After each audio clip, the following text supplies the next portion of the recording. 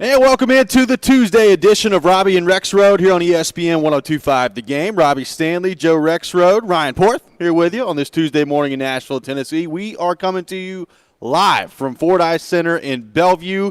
It is 615 Day here in Nashville, Tennessee, presented by Social Furniture, which is located in West Nashville. Come by and check out a sectional couch at Fordyce Center in Bellevue, and you can register to win a recliner as well. We'll be out here all day long on 102.5 The Game at Fordyce Center in Bellevue for 615 Day. Lots of really cool things happening today. You can win a lot of great items in the silent auction, including Pecorine, Philip Forsberg signed jerseys, a Predators team side stick, signed Titans photos, Tim Corbin, Vandy baseball memorabilia, and a signed Mookie Betts baseball as well. Text Preds to 76278. We'll be out here all day long. And, of course, this is all to benefit the Boys and Girls Clubs of Middle Tennessee, and we'll have more information on that later this hour as well. Joe Rexrode, how we doing? What's going on? Doing all right. This is a great facility. Your voice is booming through the facility. You're filling the facility with your voice right now. As it should be. Yes, but excited to do this. It's going to be an awesome day. We're going to have a lot of fun out here. And, yeah, this is of course, I've been to the Fordyce Center in Antioch a few times, and this one is, man, really nice. Just when you pull up to it on the outside, it's quite a sight. Quite a sight out here, and like I said, we'll be here from 6 a.m. to 6 p.m. today. Hoping a lot of you can come out and hang with us today. We'll have all kinds of stuff going on, both inside and outside in the parking lot as well, food and beverage options as well. So a lot of updates coming today from Fordyce Center in Bellevue for 615 Day. Pecorine getting a little hardware last night as well, winning the King Clancy Award in the NHL, which is basically an honors an NHL player for kind of leading on the ice and off the ice for the humanitarian work. And look, if you've been around Pecorine for any length of time, you know what sort of a humanitarian that he's been, and the 365 Fund that he started with Shea Weber that benefits for money for cancer research at the Monroe Carroll Jr. Children's Hospital at Vanderbilt. That's just one of many things Pecorine has done in his time here, both on the ice and off the ice. Also, P.K. Subban was the nominee for this award as well. So one current Predator, one former Predator in the award for this running as well. Just a really cool thing from Pecorine last night. He had not yet won the King Clancy Memorial Trophy in his career, and pretty cool that Pecorine, in what could have been his last year, we'll see what happens with that moving forward here, gets recognized for the community work that he's done here with the Nashville Predators. Yeah, my first reaction was like, this is the first time he's won this? But obviously always a lot of good candidates for that. Subban was great here, and he's done a ton. So good for Pecorine. Certainly well-deserved, and a lot of people around here know that he does a ton and really gets personally involved in these things. So we talked about our friend Bob on Twitter predicted that the Tampa Bay Lightning were going to go down to New York, and that Montreal was going to take down the Vegas Golden Knights. Well, he's off to a good start in the Islanders and the Tampa Bay Lightning series. Vegas looked pretty good last night. Vegas gets it done against Montreal. They go up 1-0 in that series, win 4-1 in Game 1. Right now, Vegas, ever since really the second half of Game 2 against Colorado last series, they have kicked it up into a new gear, and it's been pretty impressive to watch what they've been able to do. They won 4 in a row to close out Colorado, and they picked up right where they left off last night against Montreal, 4-1 win in Game 1. So right now, the Stanley Cup semifinals off to an interesting start in the NHL, and Vegas, they looked awfully impressive last night. Yeah, they have continued the momentum, and Bob's already given up. Bob's like, okay, they look good. I don't think it'll be a sweep, though. He did, yes. So Bob's gone to, all right, how about Vegas in 5? But it's a tough one for Montreal. It's been a heck of a story. I think it's going to end here. I don't know what's going to happen with. I think it's going to be Tampa Bay, Vegas still. But I tell you what, Trotz and his guys are. Boy, they are making a run here. What if the Islanders? What if they win Game 2 tonight? Game 2 on the road.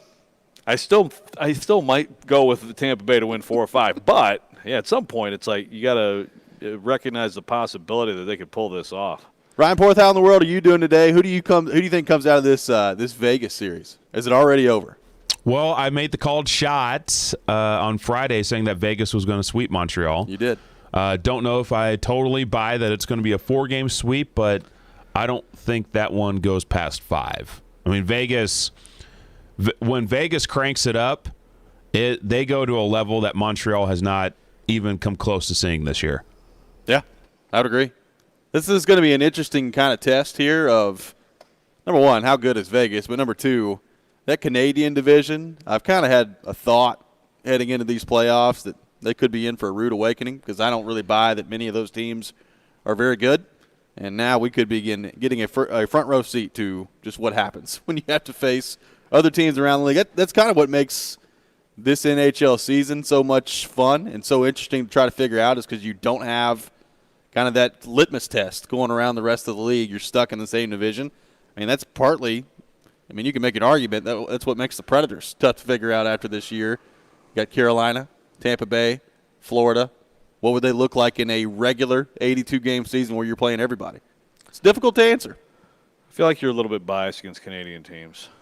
Some of them. You're like Montreal's fine. You're like the Southern Don Cherry when he would used to talk about Russian players, you know. Maybe so. I just hate all Canadian teams. But there is an arrogance. Well, especially big time. Especially when we get into the Toronto-Montreal discussion. But no, I mean it's a strange year because you just haven't had any sort of a lot of teams that have never played each other, so it's harder to know.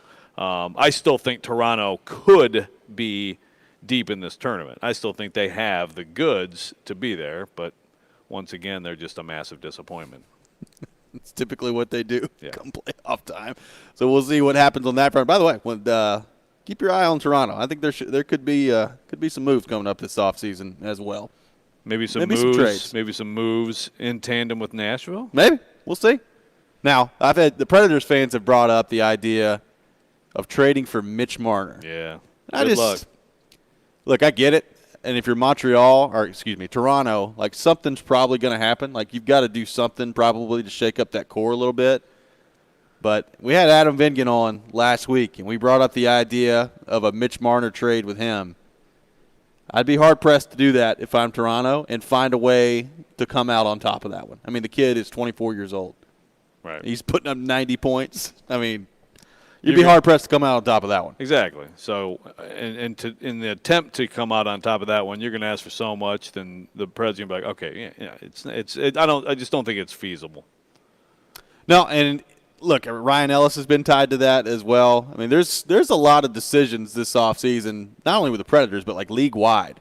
Some interesting guys out there that with free agency being what it is, with the salary cap being flat and it being what it is, I think there could be a lot of activity via trade this offseason. Like if you're, there are a couple guys that are going to be out there, like Dougie Hamilton yesterday with Carolina. Yeah. Carolina's given him permission to start to talk with other teams, and it looks like he could be on the move somewhere. He's an unrestricted free agent this offseason anyway. So there's going to be some movement on the free agency front, and Granlund's going to be a part of that too. But I think by and large with the flat cap, if you really want to shake up your team, maybe the easiest way to do it, start making some trades. This could be an interesting offseason via trade in the NHL. Right. Now you still, you still could have a lot of situations where because of the cap you can't take on this salary or that salary. But, yeah, I mean, guys are not going to get what they normally would get on the open market. Being on the open market does not have the same benefits that, that it has had, and it probably apparently won't for a few years here. So it will be interesting to see how that alters how teams approach things. Well, it also I'm fascinated to see how that affects contracts for free agents. Like Granlund. Obviously last year, I mean, David Poile last year essentially at the end of season press conference was like, yeah, we're moving on. Like Granlund's not going to be here. And Craig Smith not going to be here. Now, imagine if they had actually moved on. I know. We would not have been talking about a playoff team. No. Yeah, I mean, he was their best forward coming down the stretch. But I say that to say, obviously, Granlund hit free agency, and the market that he thought would be there was not there. So he ends up signing a one-year deal at a pretty cheap price for the Predators. Like, I wouldn't expect him to be on a one-year deal again. But I do wonder, like, if you're Granlund, you just had a great season. You know how important you are here. But, I mean, you could play a pretty big role on a lot of teams out there in free agency. like what's the market going to be like? How willing are teams going to be to give you a longer-term deal with money that you're looking for if you're Mikhail Granlund? That's going to be really interesting because honestly, I don't know what the answer is. I have no clue what the market's going to be like for Mikhail Granlund. Right, and then if you're him and players in similar situations, I mean, like in the NFL, it's pretty obvious. It's been reported. It's about to go up here, coming up real soon. So, okay, 1-year deal, 2-year deal, then you get to the next one. But I mean, in this league right now, I don't know. I don't know that necessarily benefits you. So maybe you still take a long-term deal, a little bit longer-term deal anyway, for whatever you can get, rather than say, okay, another 1 or 2, and then see if it's better in a couple of years. I mean, it may be, but I'm sure the market will not be, what Granlund is wanting. I mean, I think that's what happened already, a year ago. So how much does he value just the role he has in Nashville, the familiarity, living here, things like that? The Preds hope that he values those things a lot. We're off and running here today on this Tuesday edition of Robby and Rexrode. 615 day today at Fordyce Center in Bellevue, presented by Social Furniture. We'll be out here all day long. All of our shows, Robby and Rexrode, Darren, Donica, Chase, and Stillman and Company as well. If you got some time today, make sure you come by and check it out. We're going to have a lot going on today, both inside Fordyce Center and outside as well. Of course, benefiting boys and girls clubs of Middle Tennessee. When we come back, we'll continue the conversation on the Nashville Predators. What could the next contract look like for UC Soros? We'll get into that coming up next. You're listening to Robby and Rexrode here on ESPN 102.5 The Game.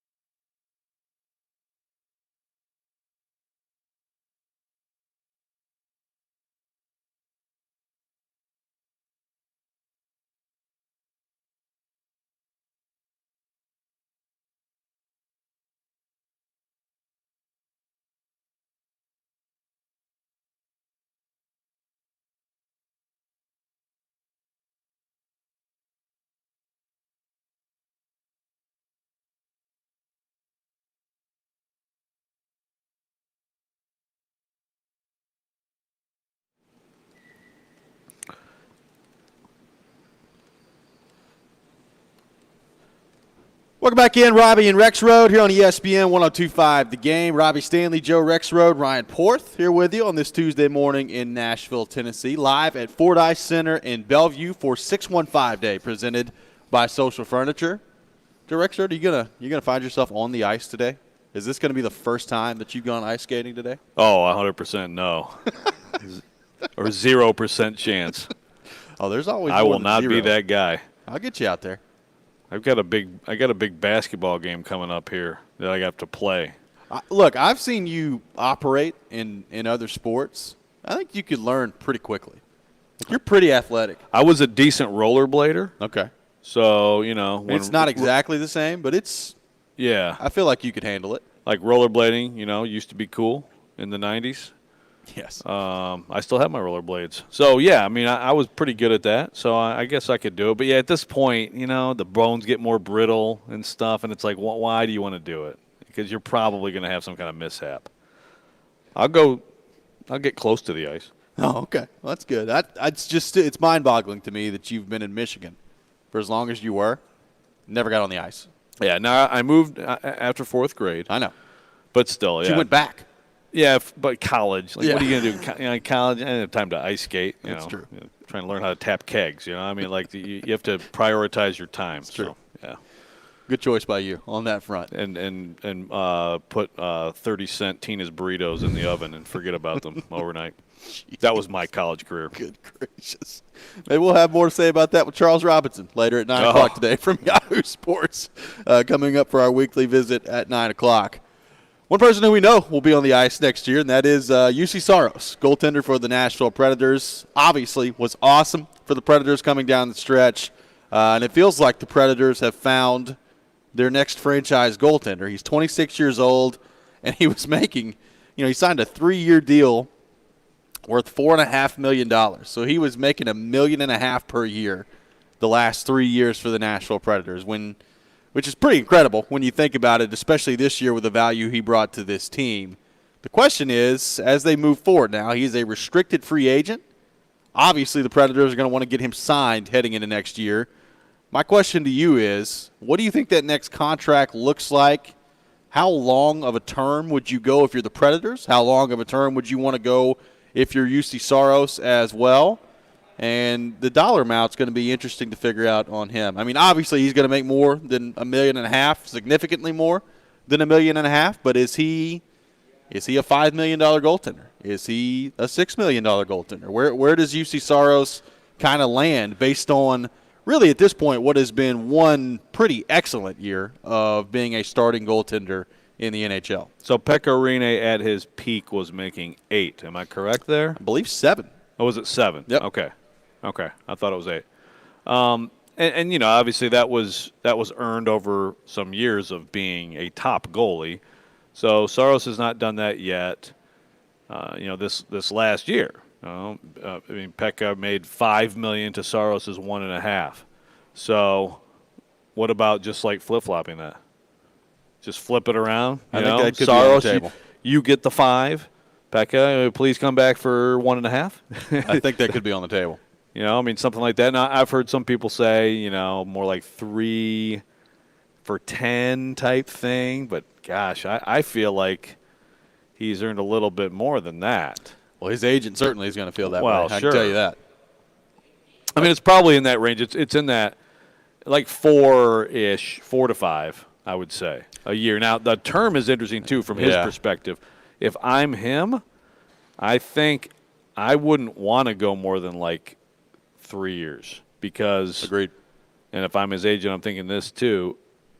If he is excellent, then he's due for a big payday in a short period of time. And maybe that's around the time the cap starts going in the right direction. It's also around the time Askarov might be close to ready. Yep. And so maybe it's better to be somewhere else. You have options. But either way, if you're going to play like this in that time period, you are going to set yourself up very nicely. Well, he's at a very interesting age to be a restricted free agent. He's 26 years old. Typically, when you hit 27, 28, you're an unrestricted free agent, and that's when you can make your big money. I agree. Like, if I'm Saros, I'm probably looking for a 3-year deal. And the reason is you're 29 when that's over. You're still got plenty of good hockey left in you. Hopefully the cap starting to go back up at that point. And that's when you can really make your big money. You can get a big deal at that point. Like, and too, if you're the Predators, like part of the reason you're in kind of the situation you're in right now, you got a ton of long-term contracts that you're having to either try to sort through or figure out how you're going to make that work with some of the young guys coming up as well as you move forward here into the future. Like, I think Saros is a guy that they feel great about right now, but things can change with a goalie pretty quickly in this league. Also, you do have a Skarov to think about as well. Like, I think a 3-year deal can make sense for both sides. And look, if Saros continues to play well and continues to be a guy that you want to be your franchise goalie as you move forward here, 3 years down the road, you got a plan to sign him. I mean, that's what it is at that point. So certainly if I'm Saros' side of this and I'm his agency, I don't know that I'm looking beyond more of a 3, maybe 4-year deal. I think that could sound crazy to some people. You want many guaranteed years as you can get. But I think if you did that and Saros continues to play well and continues to play like one of the top goalies in the league, you could cost yourself a lot of money in the long run by doing it that way. Oh, yeah. You can't do that. I mean, because on the other side of the table, it's like, well, you see you had a great couple months. Fantastic. It's a couple months. Right. I mean, that's what you say on the other side. My prediction is the Preds want it to be 3 for 10. Saros is 8. Because Saros is probably like, well, you guys are really nice, and I'll just play for whatever. Yeah, probably so. He's like, $1.5 million. This is amazing. But his agent probably wants 3 for 14, and they'll compromise at 3 for 12. That's my prediction right now. 3 for 12. So $4 million a year. $4 million a year. Look, if you're the Predators, I'd sign up for that right now. Mm-hmm. I would sign up for UC Saros for the next 3 years for $4 million. I'd sign up for that right now. I think that's a big win. I think he's going to end up a little higher than that. Okay. I think he'll end up he'll be closer to 5 per year, I think. Okay. I think the idea that you floated out there of basically flip-flopping his salary with Pekka Rinne's, I think that absolutely could be on the table. Now, I don't know if Pekka would want to do that. We'll see what he ends up deciding to do. But I think certainly from Saros, like $5 million, that could be around where he lands. Just my guess. Okay. So I'm saying 3 for 12. You're saying 3 for 15. Porth, let's call shots right now. We'll call shots on Saros' contract. 3 for 13.5. Oh, he's going to split the difference. Wow. Okay. All right. Porth, was that you doing like math in your head, trying to come up with what the difference would be? I was trying to do 3 times 4.5 in my head, and that caused a delay. There you go. And you got it right. It worked out well. Again, we are the best math show in town. There's no doubt about it. Yeah. McMath or McScience. I can't get over that from yesterday. Look, it's interesting. I mean, Saros is the guy where we keep talking about Askarov, and you selected him in the first round for a reason. And, look, I've watched that kid play. He's very good, and I think he's going to be a very good goalie at this level. So, to me, as good as Saros was, like I'm not willing at this point to say, UC Saros can be the guy for the next 10 years. Sorry, Askarov, you're going to get traded somewhere else. Like right. I'm not willing to go there yet, and I think – especially with Connor Ingram and the situation that he went through last year with the Predators, I don't really know exactly what you have with Connor Ingram moving forward here. You need to continue to stockpile these younger goaltenders. Never hurts to have a lot of goaltenders in your pipeline. That's not a bad thing to have. Not at all. No, it's a good situation. If Askarov is what you guys believe he is, then and what the Preds apparently believe he is, and it's nothing but a good situation. I think in the short term, I mean, I really think it's obviously people are like, well, everybody loves Pekka Rinne and come back and do a farewell tour and all stuff. But, I mean, from a hockey perspective, that could really make a big difference. Yeah. To have him as your 2 next year versus whatever else you have to do to find one. And what does that mean? You know, you still have a certain level of confidence in the 20, 25 games he would start next year, probably compared to just about anyone else that you would go out and find. I would agree. I mean, if it's not going to be him, like is Connor Ingram, is he ready for that? Is he ready to be a backup goalie at the NHL level? I mean, maybe. I don't know. Is James Reimer a better option on the free agent market than Pekka Rinne is at this point? I would say no. I would say you're probably better off with Pekka coming back at that point. Yeah. So that's going to be – I mean, if Pekka decides to go a different direction, then you're in kind of a tough spot if you're David Poile and the Predators. And that also probably means if Pekka's not back next year, Saros is probably starting like 68 games. He's probably starting a lot of games for this hockey team next year. When we come back, we'll continue the conversation on the Predators, taking your thoughts on our text line, driven by WilsonCountyHyundai.com, 615-737-1025, 615-737-1025. What did we learn about one of the Predators' top prospects this year in Eli Tolvanen? What do we think his ceiling is in this league? We know what his floor is. What do we think his floor is in this league as well? We'll get to that coming up next. This is Robby and Rexrode here on ESPN 102.5 The Game.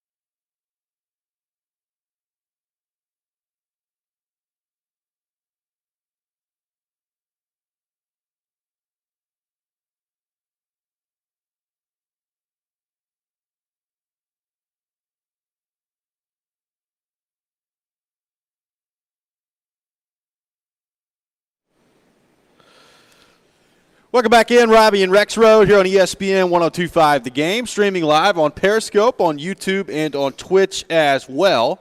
It is 615 Day here at Fordyce Center and Bellevue. We are out here all day long on ESPN 102.5 The Game. Robby and Rexrode, Darren, Donick, and Chase, Stillman and Company, out here from 6 a.m. to 6 p.m. 615 Day presented by Social Furniture. Raising money for the Boys and Girls Clubs of Middle Tennessee. You can donate to Boys and Girls Clubs of Middle Tennessee by texting FUTURE to 707070. And we're going to have the great Jocelyn Jackson joining us from Boys and Girls Clubs of Middle Tennessee at 6:45. So looking forward to that conversation coming up with her. You just heard her in the background over there as well. Getting rowdy in here. Getting rowdy here in the Fordyce Center in Bellevue. Joe Rexrode, we're breaking down the Predators at the moment, and we've talked about UC Saros, what his contract could look like, what the market could look like for Mikhail Granlund. But one positive that I think you can take away from this season for sure is the maturation of Eeli Tolvanen. Now, it was interesting heading into the season with Tolvanen because he had gone back to the KHL, he had played in the KHL, and quite frankly, his production with Jokerit in the KHL was not really there. I mean, he was okay, but it wasn't like he was over there in the KHL lighting it up, even to the degree he did when he was 19 years old, overplaying in the KHL. You fast forward to training camp with the Predators. It's a different training camp. You're trying to get ready. It's basically, a week and a half of training camp, and he does not make the team out of camp. He's on the taxi squad at that point, and is not playing in the early part of the season. Eventually, he gets called up and starts to play regularly. And I think it took him a few games to really get going, but then they put him on the power play. And it seemed like that's when we really saw the skill set for Eeli Tolvanen come to life. 11 goals on the year. At one time, I mean, he was the catalyst on the power play. He was the guy getting it done. He was either scoring the goals, he was making the right plays with the puck, and the power play for the Predators looked as lethal as it has, in a long time. I don't even know the last time it looked that good with Eeli Tolvanen playing at the top of his game. He gets injured. He comes back from injury, and it just wasn't quite the same after that. In and out of the lineup in the playoffs.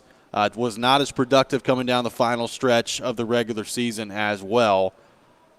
What do you kind of take away from Eeli Tolvanen, and I guess in his first quote-unquote full season with the Predators? Well, it was encouraging still overall. I mean, it was during that stretch where he was on fire, it was like, whoa. I mean, you had stuff like people saying, the floor is Philip Forsberg, which was even ridiculous then. It's ridiculous in any moment that you would ever say it. But yes. He was on fire and everything was working for him. And then, of course, it did not go as well late. One problem with even getting into a question like this is, okay, what exactly was his injury? This is one problem we have with this league is we don't know. We don't have the specifics. And I have a pretty strong feeling that impacted how things finished for him. So I think it's encouraging. I think moving forward, you are counting him in the top 6 for this team. What's his ceiling? I don't know. He's not – look, and this is why they were able to get him. This is why he fell with some teams. I mean, he's not an overwhelming athlete. He's not a great skater or anything like that. He's not exceedingly physical. He has a shot and a feel, I think, for especially, like you said, on the power play, that's elite. And so I think that will be an asset for the Preds. I think he's a guy who – you should be able to put down for around 20 goal production for the next few years. That would be. I mean, maybe that doesn't sound great as a ceiling. What's the ceiling? I don't know. 30 goals. I don't know that it's much beyond that. I don't think we're talking about a star here. I think we're talking about a good player who can be a key part of your forward group and certainly a big part of a productive power play. Well, I think he's still got some work to do 5-on-5. I think the power play, what he can do there. And, look, he's a weapon on the power play. I think he's always going to be a weapon on the power play. I think he's got some more work to do 5-on-5. I thought before the injury he was taking some pretty good strides in that area. And again, to your point, I don't know what the injury was. I'm sure that did hamper him to some degree coming down the stretch in the regular season. But 5-on-5, to your point, I mean, he's not an overwhelming skater. Like, he's not a guy that is going to start going into the corners and just blowing people up physically either. You don't necessarily have to be a guy like that in the league either. A lot of it's finding your open spots, getting lost in coverage, and finding a way to get your shot off. And look, I thought he took some pretty good strides in that area. So, this is a similar conversation we had kind of heading into this season where it feels like Tolvanen's been around for a long time. He's 22. He just turned 22 in late April. So I think he's still got some room to grow physically. I think he's got, some more changes he can make to his body. I remember talking to him a couple years ago. He dropped 17 pounds in an offseason. And you could tell. He was a little bit quicker. To your point, he's never going to be, the skater that, Victor Arvidsson was in his prime or anything like that. Or he's certainly not Rocco Grimaldi out there. But I think there's some work to do and some work that can be done in that area. The next step for him is, can you be more impactful on the score sheet 5-on-5? And if you can get to that point, which I think eventually he can, I still see Tolvanen as a guy that can put up 30 goals in a season. I think he's a guy that when you factor in, if he could stay healthy for 82 games, I think he can get to a place where he's scoring 30 goals a year. Now, is the great playmaking ability that at times we see with a Forsberg, is that going to come along with his game? I don't know. I don't know that I see Eeli Tolvanen as this elite passer or elite playmaker out there. He made some great plays on the power play, and he made some good decisions with the puck. But I don't know that I see Tolvanen breaking down the wing and making these great one-on-one plays against NHL defenders. I think a lot of how he scores his goals are just a lethal shot that he's able to get off, and that's great.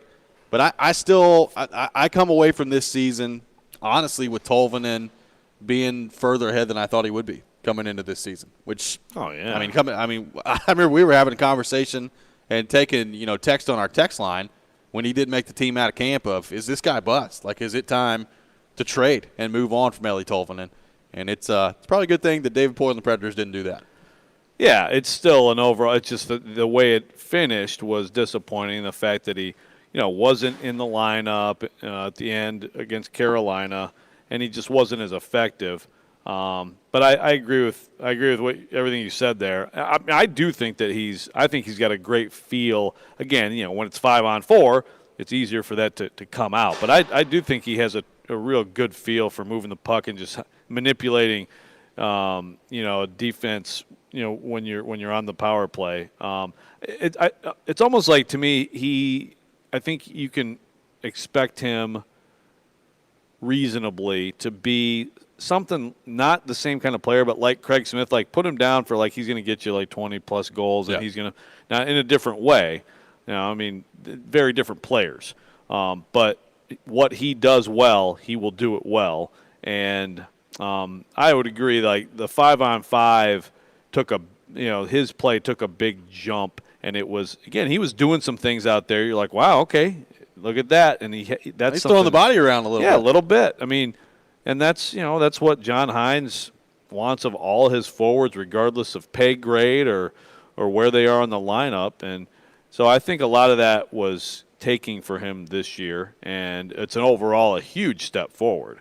Just it doesn't seem as much that way because of how it finished. But again, you have to keep the injury in mind there. Well, I think another big part of this moving forward with him, though, is who's he going to play with? Who is Eeli Tolvanen playing with as they move forward? Because right now, you've got Johansson, you've got Duchesne. Is Granlund going to be back? Could that be an option for him to play with? Are both Johansson and Duchesne going to be here next year? I think that's a legitimate question right now. So I think a big part of kind of the next step that he is going to take or not take is going to have to do with, all right, who's still here? Who's he playing with?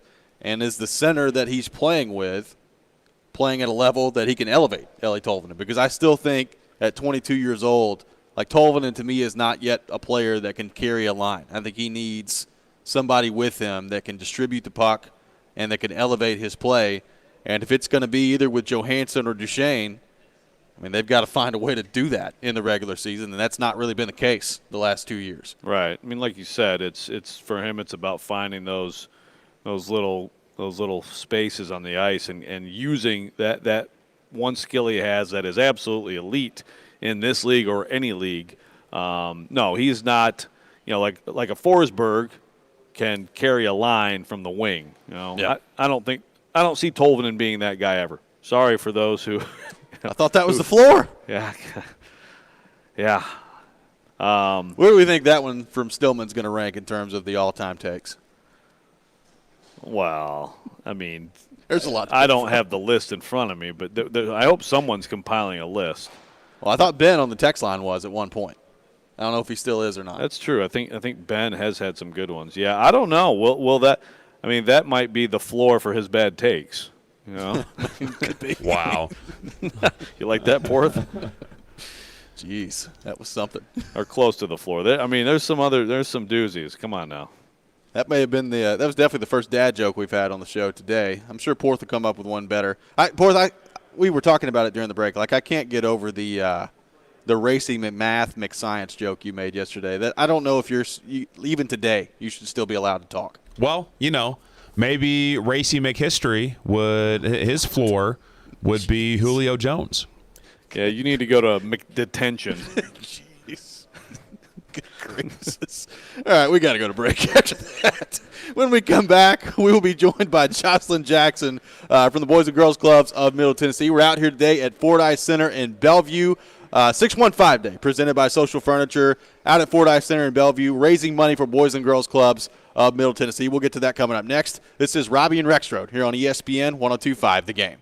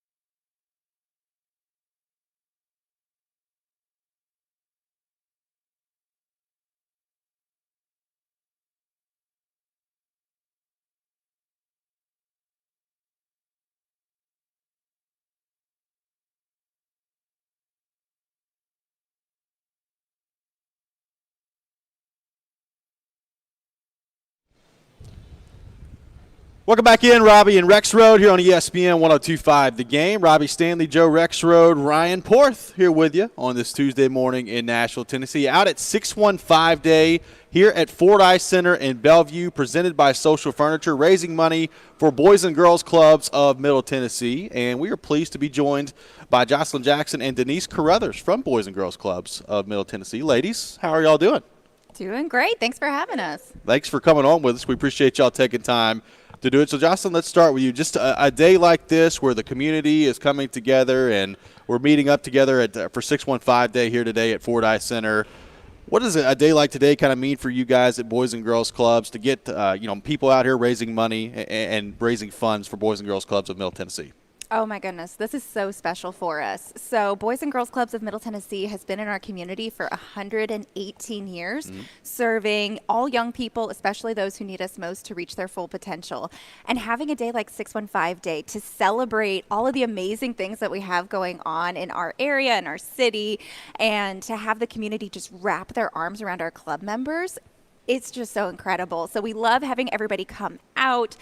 We love having our club members come out and get to see this incredible arena, our ice center here, and get to go ice skating later today. So it really is special for us to have a big community day.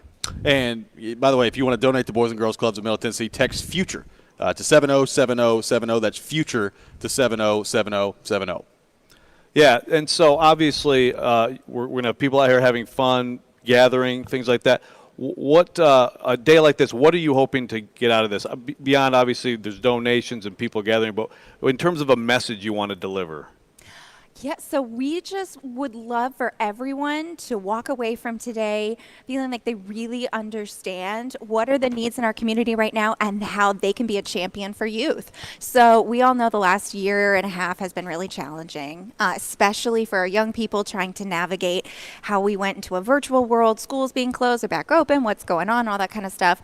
Clubs have been such a constant for them, a constant presence with an adult positive influence that is in your life, always carrying on you, caring about opening up all these different opportunities for you.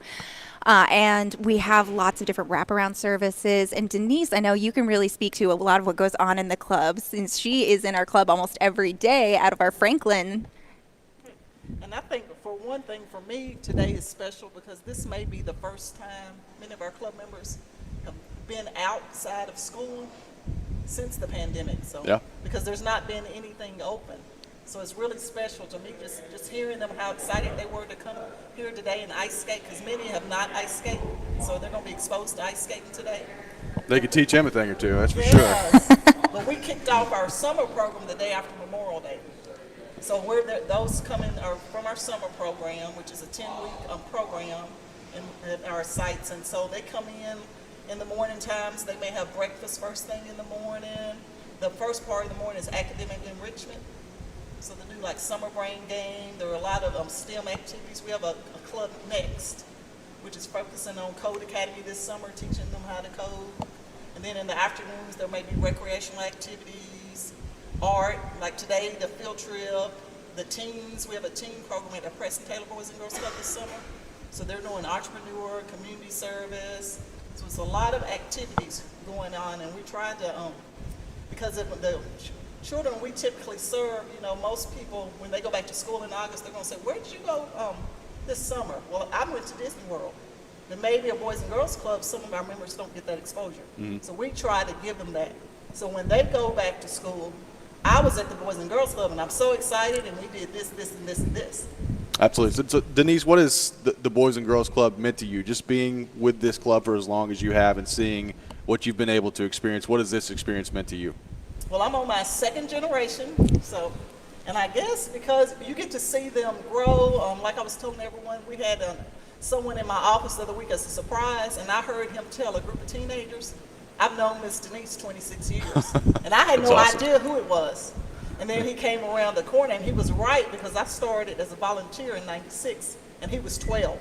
Wow. And so he remembered that, and just see, he works for juvenile court now, and does a lot of good things in the community. So it's always good to see him. You may not know, like today, and you may get discouraged and think, I'm not making a difference.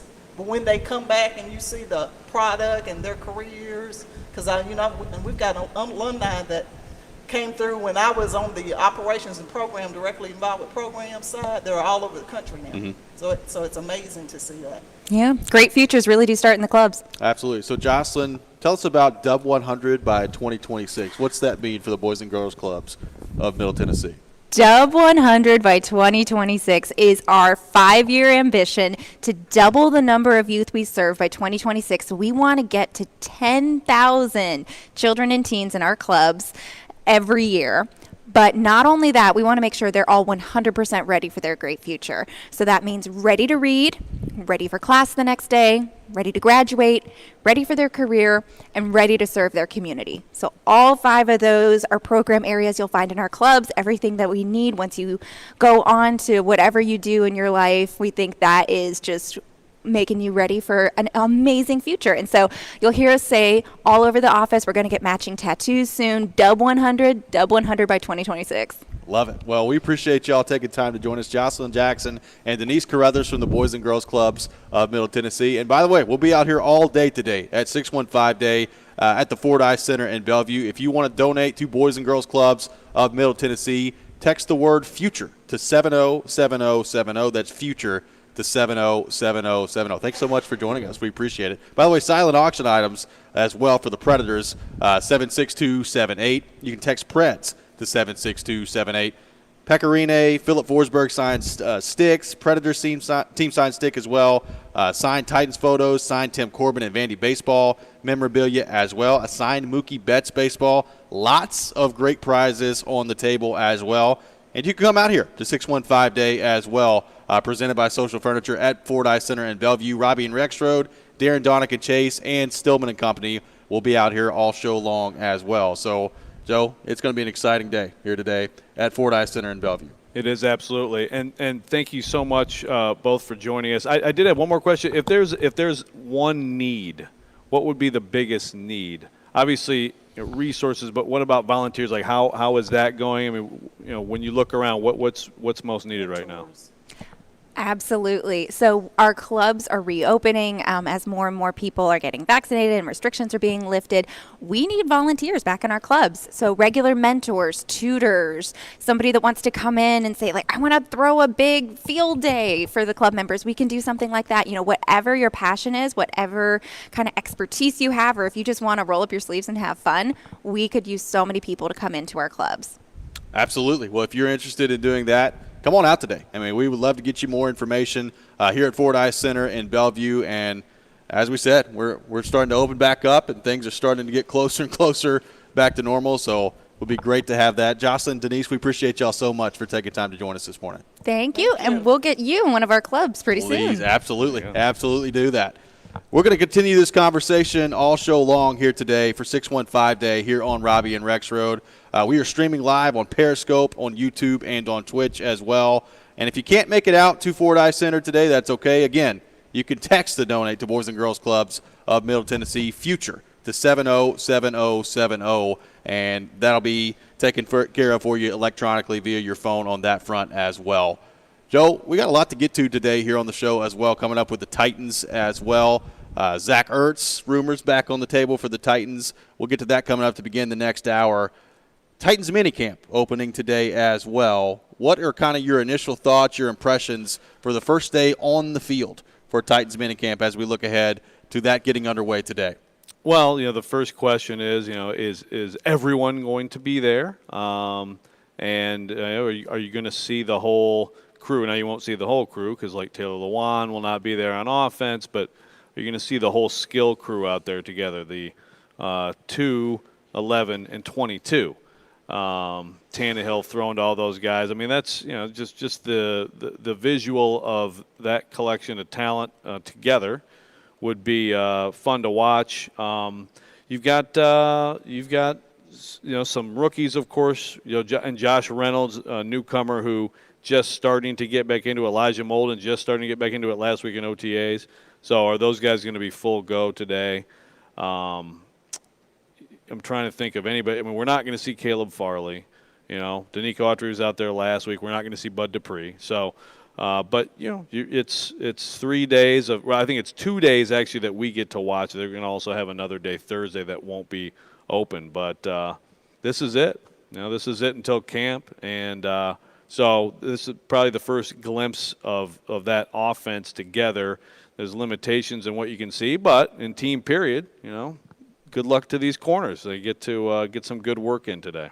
I'm really looking forward to the individual periods and the Joe Rexrode video that comes along with that. I think that's going to be expert level, high quality video on the field today. Yeah, I mean it's 25 minutes. I think that we're going to have today. So think about the possibilities. I mean, I could almost make like a full length feature film out of that. We can see what happens on that front. When we get back, we will continue the conversation on the Tennessee Titans. Still some holes at the tight end position.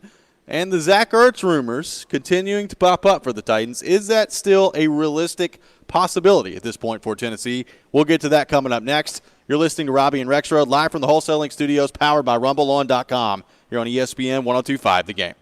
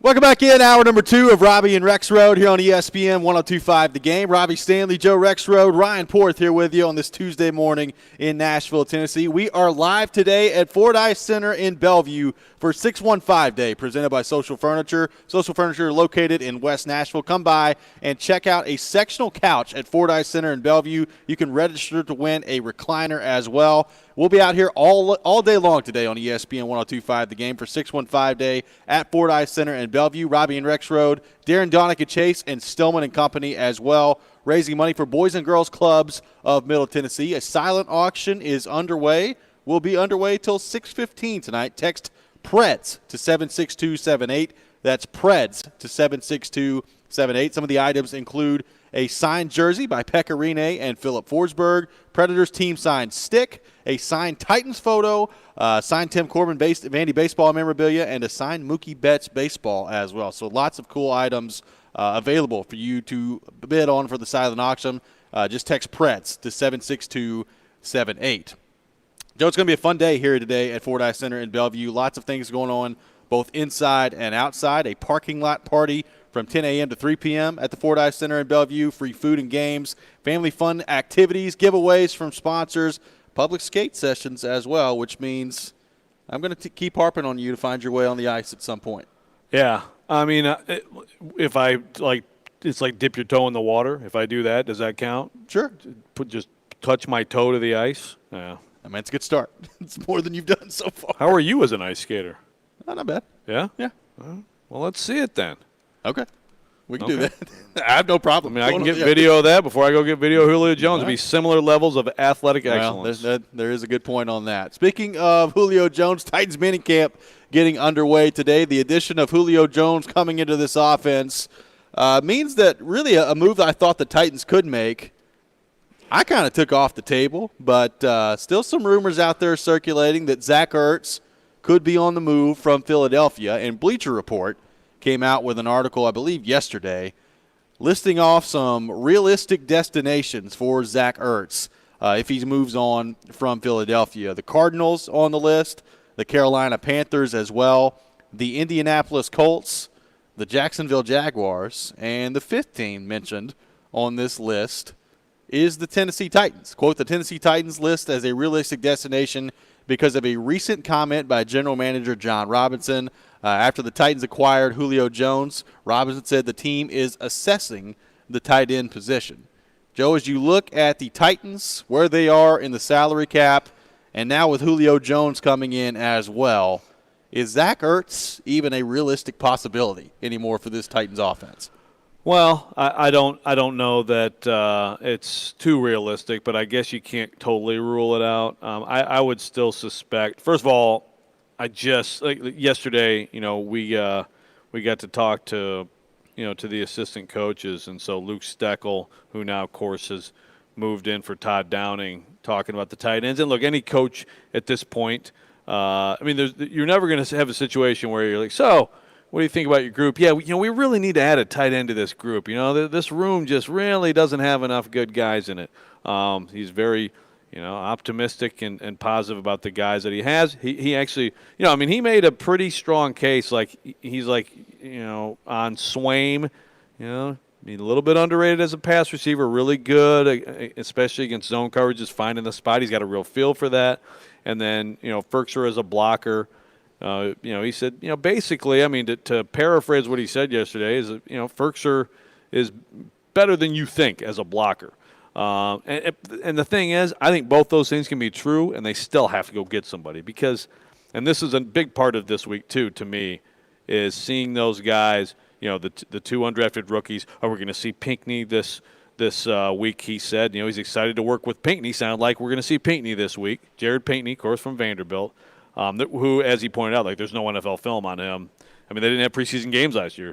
There's one of those guys who normally, those preseason games are huge for teams scouting guys on other teams and free agents they may add to their roster. None of that. But if he's around, let's see those guys. But I can't believe until the season actually starts and they haven't added a tight end that they're not going to add a tight end. I just don't know about Zach Ertz. That's, you're talking about $8.5 million. They have right around $7 million now after doing all this stuff. in cap space, about $7 million after restructuring Tannehill, getting to this point where they can then sign Julio Jones. This Bleacher Report piece points out the possibility, they could do another restructure, and they mentioned could Taylor Lewan. They mentioned Taylor Lewan's deal. You could free up room. I suppose that's possible, but I don't know. Is Zach Ertz? I like Zach Ertz. I don't think he's done. I think he could make a huge difference. I don't know. If you're going all in, if you're going all in on offense, and you've got Julio Jones coming in, A.J. Brown, Derrick Henry. If you're going, are you going? I mean, are you going? I'm not going to discount that they could make a move for Zach Ertz. Now, then you talk about, having options of where to go with the football now. You throw in Zach Ertz and Anthony Ferkser slots back into a number 2 tight end role. You talk about having options to go with the ball if you're Ryan Tannehill. That'd be a heck of an offense to face if you're an opposing defense with Zach Ertz in the mix as well. It would be. I think the questions have to do with, one, is there a certain kicking of the can that they're not going to cross that line? Yeah. 2, what do they think of Zach Ertz? And then 3, I will say this, just as a receiver, because of his chemistry with Tannehill, I think Ferkser he's ready to be, a real nice weapon this year. I think they really need a veteran and depth. I think they need another guy who has played in this league, who has some skins on the wall in the NFL, at least as a third guy. Yeah. So, like a Tyler Eifert or something like that, less expensive, easier to pull off. You could potentially do something like that. Still sign your rookies. They still have 2 guys, by the way. You talk about that cap space, $7 million. There are still 2 rookie deals to complete here that you have to account for there. And you have to account for John Robinson, I don't believe, is going to ever go into a camp without some space, because there's always the possibility of like a couple years ago when they had to go get Vaccaro. I mean, you got to account for the possibility of some kind of injury in camp. So it's not really $7 million cap space. I just would think it would be something more along those lines. But hey, you can definitely make the case. Are you going? If you're going, then do what you got to do and load up right now. Well, so let's say that's the approach the Titans take, and they want to go all in, and they are willing to pursue Zach Ertz. Would restructuring Taylor Lewan's contract be something that you're interested in if you're John Robinson and the Titans? Or is kicking the can down the road that much with both Tannehill and Lewan maybe too much if you're John Robinson and the Titans? Well, again, so with Tannehill, and again, it is technically an extension. Technically. But it really does extend your commitment to him a year. So it makes it way harder, which with Tannehill, to me, is okay. Yeah. That's not that to me right now is not a problem at all. I don't anticipate them desperate to get out of Tannehill in a year or two. Now with Lewan, I think that's harder. He's coming off the ACL. He's still, I think, an excellent player without question. But when you do things like this, a lot of times then you're throwing money, you're basically dumping money down later. You make it tougher for yourself later if the player, if you want to get out of that deal. I don't know exactly what it would look like, but I think Lewan is definitely one of those guys who, in the short term here, could be certainly up for evaluation in terms of his contract. So I don't know. I think it's definitely messier and less certain than doing what they did with Tannehill's deal. When they brought Julio in, I think both you and I thought, and based on some of the things we heard from John Robinson, thought that maybe that this is just what they were going to roll with tight end. And look, maybe it is. Maybe Anthony Ferkser is just going to be the number 1 tight end, and maybe you do add a veteran piece on the back end to be your 2 or to maybe be your 3 at that point. And maybe that's just as simple as what it's going to be for the Titans. But it is interesting to think about. The idea of, look, the window is what it is. You've got Derrick Henry. You've got Julio Jones. I think with both of those guys, you're probably operating under, a 2-year window at this point? That's got to be the way you approach it if you're the Titans. If that's going to be the case, and you're going to have to do some finagling after that anyway, I think there is an argument to be made if you're a Titans fan of, well, if you've already gone this far, why not just take it one more step further and go get Zach Ertz? Just keep going. You know, you're on vacation. And you talk about trying to outscore the Chiefs. You've maxed out this credit card. You got another credit card. Max that one out too. What? You're not going to go bungee jumping, in Cancun? I mean, come on. Hey, look. You're not wrong. I mean, if you felt like Zach Ertz was going to be able to come in here and be close to what he's been in Philly, and I do think there's maybe a little bit less certainty with that than like with Julio Jones. Although, again, high ankle sprain it's just a bad injury. I mean, you go back to 2019 and before, it's been pretty consistent from him. But if you feel that way, that could be awfully tough to deal with. Now, you could also say, at what point on this offense, like we've already talked about the one football thing, like at what point on this offense is it like overkill, That's a good question. I mean, like, is it really worth? And also, because of Julio Jones, and this is also kind of how you feel about Josh Reynolds, I think, but is this team going to look different and be less reliant on two tight end sets and more reliant on three wide sets and sort of transitioned in a little bit different look? If that's the case, I still think you still need like good tight ends, no matter what. Yeah. But maybe, especially also Ferkser, there's so many different parts of the question here that, how do you really feel like what is Ferkser ready to do? Is it better to – but I think they've got to – somebody in here, there's got to be an addition. I don't buy for a minute that this is what they're going with at tight end. Let's go to our text line, driven by WilsonCountyHyundai.com, 615-737-1025, 615-737-1025. Ben on the text line. All this hoopla, but what if our pathetic kicker situation cost us the game in the wild card round? Yeah. Hey, I mean, it's a fair question. It's a fair question. Ben, I think, can you enjoy one moment yeah, of the I know. Titans? But look, I mean, it is funny, though. Like you're talking about, I agree. Look, it's a great question. And kicker has been such a problem for the last 2 years. It's fair. It's fair to wonder, what exactly is the answer there. There's another thing, by the way, this week, and I don't know if they're going to do it like camp or not, but Tucker McCann and Blake Hauble, Yes. Hauble from Ohio State, are the two guys competing.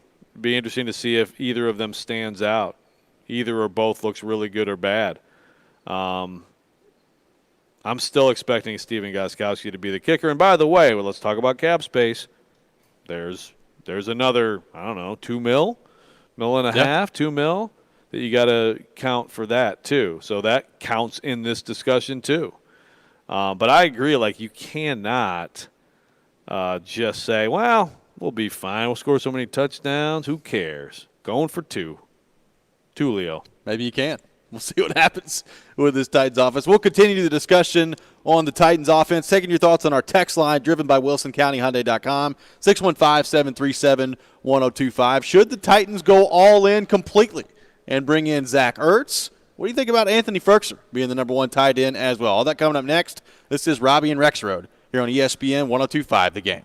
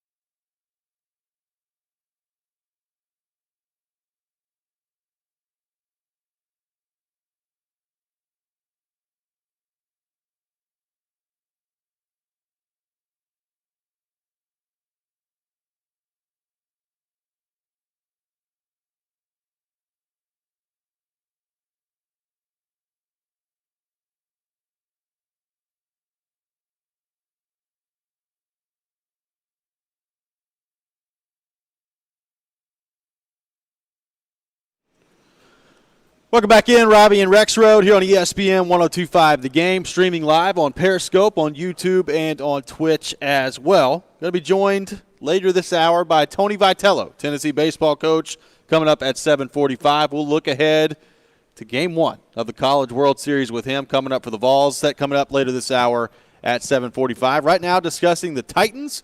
Taking your thoughts on our text line, driven by WilsonCountyHyundai.com, 615-737-1025, 615-737-1025. Should the Titans go all in after Zach Ertz and bring him in to this Titans offense alongside Julio Jones, A.J. Brown, and Derrick Henry? Let's go to the text line, driven by WilsonCountyHyundai.com. Ron texting in.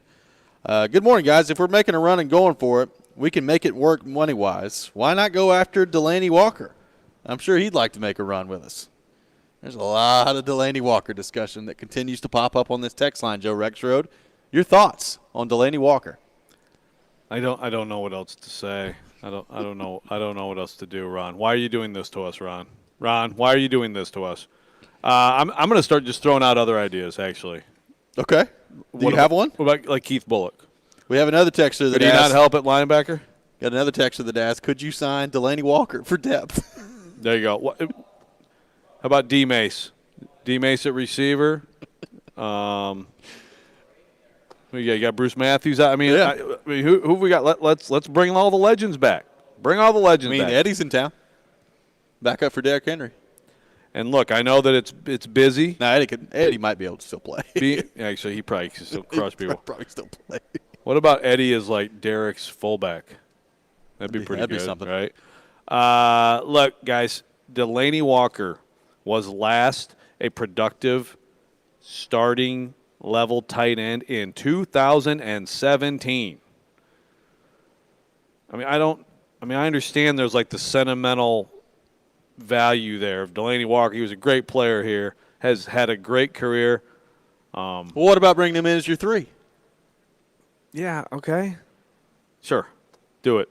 I'm broken down. I'm just throwing it out there. I've been broken down. You've talked about bringing in a veteran tight end. They don't have veteran tight ends as your 3. What about him? What about bringing him in as your number 3? Yeah. Who else are you going to get as your 3? What's your veteran tight end? It's the obvious move. I don't know why I've not seen this all along. Look, I understand it. I understand why we're talking about it. I would like to point out, Delanie Walker apparently had a workout with the 49ers sometime last week. Michael Pruitt had a workout with the 49ers sometime last week. 49ers went with Michael Pruitt. Yeah. That should probably tell you everything you need to know. And it should. It should tell you everything you need to know. And by the way, we'll see how this all shakes out, but I'm still a little bit puzzled by the Michael Pruitt move on there. I think Pruitt was a nice depth guy who was definitely an asset in the run game, and here and there had a nice moments catching the ball too. But that ship has sailed. That ship has sailed, and Delanie Walker's ship is like it's like in the Indian Ocean right now. So let's move on. Let's go back to the text line, driven by WilsonCountyHyundai.com. Heidi from Dixon texting in. Oh, goody. Would y'all sign up for the following?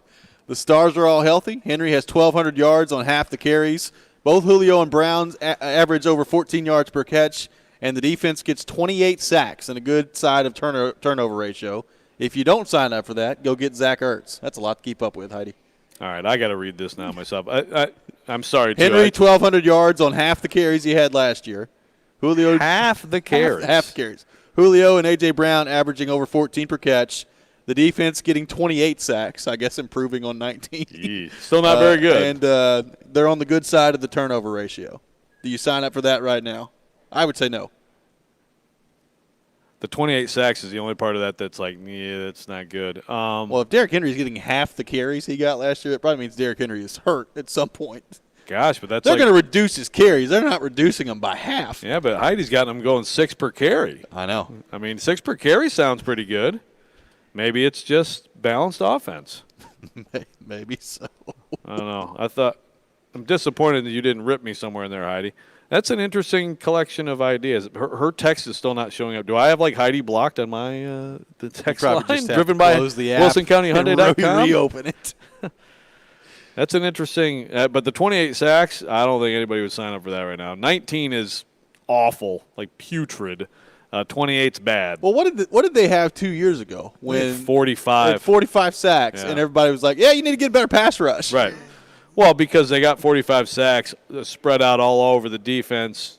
I mean, Logan Ryan. Yeah, Logan Ryan had like 4 or 5 of those. I mean, it was a very, very effective blitzing team. They got it from all, but they didn't have that guy or that guy or two that was a consistent force off the edge. So they did need to, go get someone. But yes, 45. How good does that sound? More than double last year. So, Joe, we've been accused on the text line of Anthony Ferkser slander at this point. And really? Well, not today, but every day, pretty much, since we've had this conversation about the Titans and their tight end spot.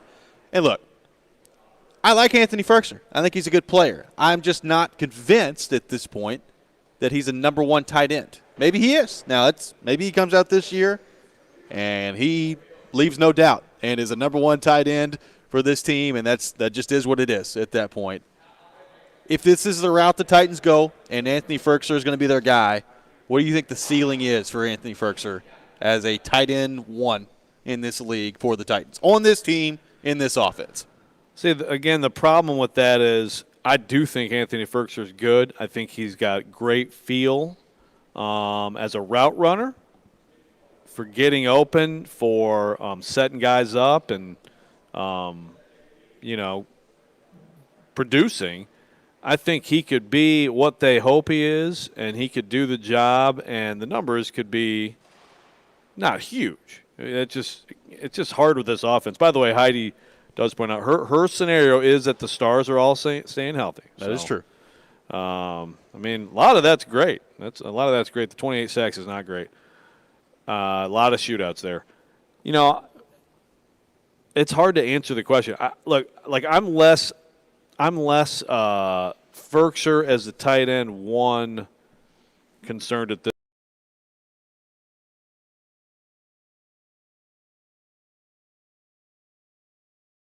Miller, Forrestal, maybe one or both. Jared Pinkney becomes a great find, but even then, you are backing up your top 2 with someone who really has never played in this league. I don't like that. But Ferkser's ceiling, I think Ferkser's ceiling is a guy who catches, 8 touchdowns, maybe catches 50, 60 passes. I think he will, to some extent, be kind of like what Humphreys was, and he has been like that for Tannehill. He's been a safety valve where they have great chemistry together, and on 3rd and 5, he'll look for him. So, I think his ceiling is as a very productive member of the offense. The blocking thing is the question: does it hurt your offense? Are you giving too much of a tell, or can he just be in line way more than detached as he has been, and be that all-around tight end? That I don't know. They obviously have some confidence in that. As Dwight on the text line points out, you can go get Jason Witten. He's still under 40. Hey, 39. There we go. What's Mark Bavaro doing? I don't know. He could probably still crush people. Jason Witten did retire, didn't he? I think he retired again. Is he going to end up back in the booth? Did he re-retire? I think he re-retired. Well, then you know what? Jason Witten should go do what should have happened in the first place and go to Fox and be on their 9th team, and he'd be fine. Yeah. Now, guy just out of the league, be fine. The whole Monday Night Football thing was, we got to find the new Romo. It just doesn't work that way. How about hold on? Well, I'll think of some other tight ends they can sign during the break. What about Bo Scaife? Yeah, good. Bring Bo Scaife back in, former Titans legend. There you go. Okay, I like that one. Algie Crumpler, is he available? Ben Troop. There you go. Ooh, wow, Ben Troop, Florida legend. There you go. There's a lot of options on the table for the Titans to bring in a veteran tight end. We'll continue this discussion when we come back. Get into a little College World Series talk as well. The schedules are out for Vanderbilt and Tennessee. What do we make of the draws? What do we make of that side of the bracket, opposite sides of the bracket for Tennessee and Vanderbilt? We'll get to that coming up next. Right now, though, got to tell you about my friends at the FanDuel Sportsbook, and the NBA playoffs are here. You'll be in hoops heaven betting on all the action on FanDuel Sportsbook because there are so many exciting matchups, and FanDuel is taking that excitement to another level. New and existing users can bet risk-free throughout the playoffs. New users can get up to $1,000 back if your first bet doesn't win. Plus, once you have an account, you can bet one same-game parlay risk-free every week. That means you can combine multiple bets for an even bigger win. The money line, the point spread, rebounds, assists, three-pointers, everything is on the table. And if you don't win, you'll get up to $10 back. Basketball fans, now is the perfect time to give FanDuel a shot. Just sign up with promo code ROB to bet the NBA playoffs risk-free exclusively on the FanDuel Sportsbook app. You must be 21 or older and present in Tennessee. Risk-free bet for first online real money wager only, and refund issued as non-withdrawable site credit that expires in 14 days. Same game parlay refund issued as non-withdrawable site credit that expires in 7 days. A max refund of $10. Restrictions apply. See terms at sportsbook.fanduel.com. Same game parlay available for multiple sports in all states on mobile and web. Got a gambling problem? Call the Tennessee Red Line at 1-800-889-9789.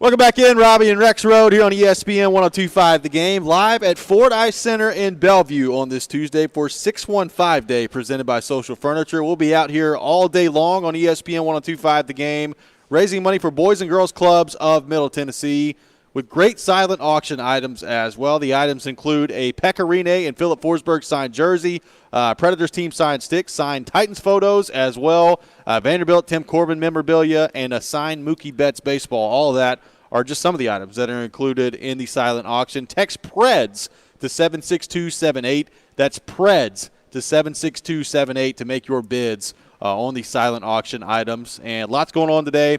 Twice daily, providing free donuts and coffee starting as our show began at 6 a.m. Parking lot party from 10 a.m. to 3 p.m. at Fordyce Center in Bellevue as well. And public skate sessions as well from 3 to 4 on Fordyce Center in Bellevue. $10 a person. All proceeds benefit the Boys and Girls Clubs of Middle Tennessee. Welcome back in, Robby and Rexrode, ESPN 102.5 The Game.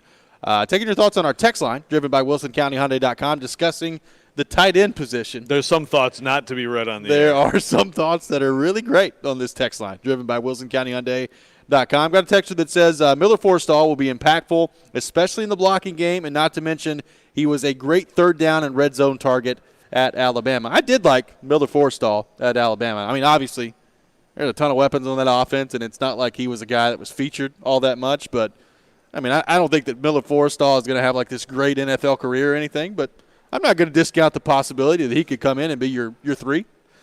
Yeah, maybe. I mean, there are some Alabama players who don't become excellent NFL players. There are some. There's a handful every year, so I don't know. I mean, Briley Moore might be more likely than him, but we'll see. I mean, this will be an interesting week on that front. And again, I mean, both those guys could be worth having on the roster, or one of them for sure. Again, we'll see with Pinckney too. I mean, if Pinckney's out there and he's all healthy and he's there this week, I got to know what went through his mind on not going to OTAs. It's not going to help you. But regardless, if he is out there healthy this week, he's going to have a chance to make up some ground. But I'm going to keep going back to, experience as something that has value. And you're talking about two guys who have it in that room right now. That's not enough. So the College World Series getting underway this weekend, and the bracket is now out. And we know what the matchup is going to be for Vanderbilt taking on Arizona, Tennessee taking on Virginia. Virginia winning in their Game 3 yesterday. So Tennessee will face Virginia in their opening game of the College World Series. We're going to have Tony Vitello, Tennessee coach, joining us in the next segment at 7:45 to get his thoughts on the matchup and the Vols heading to Omaha for the first time since 2005. Vanderbilt taking on Arizona on Saturday night, 6 o'clock here locally, I believe, on ESPN. And then Tennessee and Virginia taking place on Sunday. Number one, I'm glad that they made the Vanderbilt-Arizona game the primetime game on Saturday. I think that was probably the easy call for the College World Series at that point. Tennessee and Virginia taking place in the afternoon on Sunday. That game will be on ESPN2 as well. What do you think of this draw for Tennessee and for Vanderbilt? Obviously, we talked about it yesterday. Arkansas not on that side of the bracket for Vanderbilt. Tennessee taking on Virginia in the first round. Who do you think has the tougher route to get to the final? Is it Tennessee or is it Vanderbilt? Well, I think I would go with Tennessee. I mean, it's just you look at Vanderbilt, and it's just such a big deal that Arkansas got knocked out of that side of the bracket. Now, no disrespect to NC State. Yeah, well, maybe NC State is this year's Michigan. Michigan shocks UCLA, the number 1 overall seed 2 years ago, and then it was like, wow, crazy! Like UCLA's out of there. That's a shocker. And what a nice story for Michigan, and good job. And you got to the College World Series, and enjoy your quick stay there. And then they just keep winning, and they win the first game of the final series against Vanderbilt, and it takes, Kamar Rocker to flip that around, and Vanderbilt wins the last two. But why can't NC State keep this rolling? They could. Obviously, after giving up 21 runs against Arkansas in the first game, they tidied things up a little bit there. But I mean, I look at that side. Arizona is a very explosive offensive team. It's a very Pac-12 side of the bracket for Vanderbilt. It is. And then the other side, Tennessee side, is a very familiar face. Three straight now. Mississippi State has made the. I think Tennessee's side is tougher. Virginia has not been great this year. They're kind of a surprise team. It's a program that's been there a lot, but they're 35-25. But Texas, dominant team. Mississippi State is loaded. So, I mean, that is, I think, a tougher deal to get there. But I mean, this tournament, surprises happen often, and I think per the odds makers.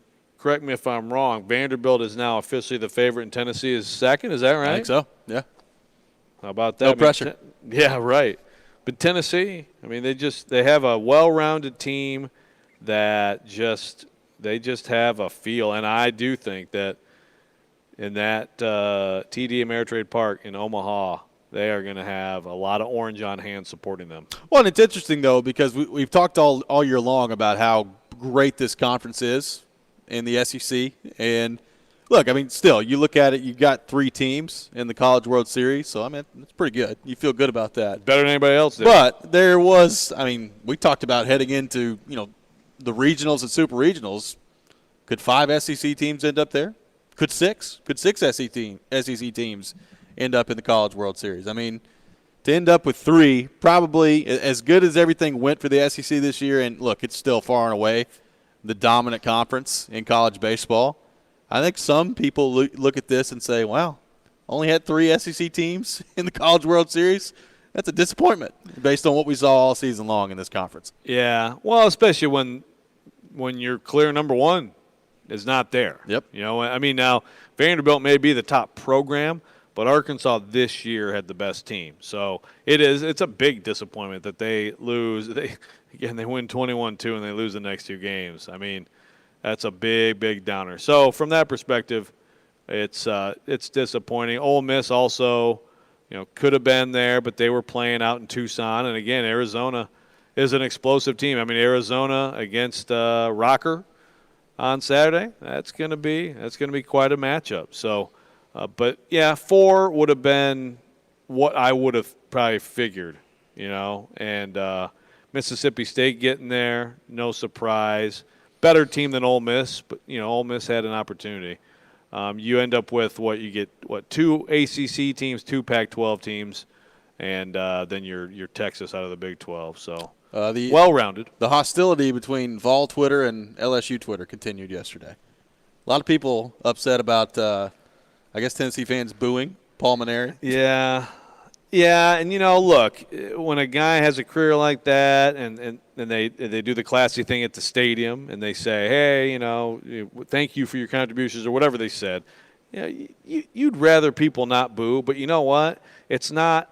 I don't think that if none of that stuff had happened, that would have gone that way. I really don't. I don't think that if it was just whatever coach is in there and everything's fine and they have a series and they lose, the Tennessee fans are just going to boo. They booed because of what he said about them. They booed because he said they were nasty and he said the team was nasty and all that stuff. And he tried to walk back his comments going into the weekend, and he never had any. I mean, in his mind, he probably knew he was retiring then, and there's no way he was ever going to have to go back to Knoxville anyway. So you got to have that part of it in context. I don't buy for a minute that Tennessee fans would have just booed randomly. But there's a lot of Tennessee fans are so nasty. You know what Tennessee fans should do? They should love that. They should love that because it means that they actually have something to talk trash about. Yeah, it's been a while. It's been a long time. When we come back, we'll be joined by Tennessee baseball coach Tony Vitello, looking ahead to the College World Series with him. That's coming up next. This is Robby and Rexrode here on ESPN 102.5 The Game.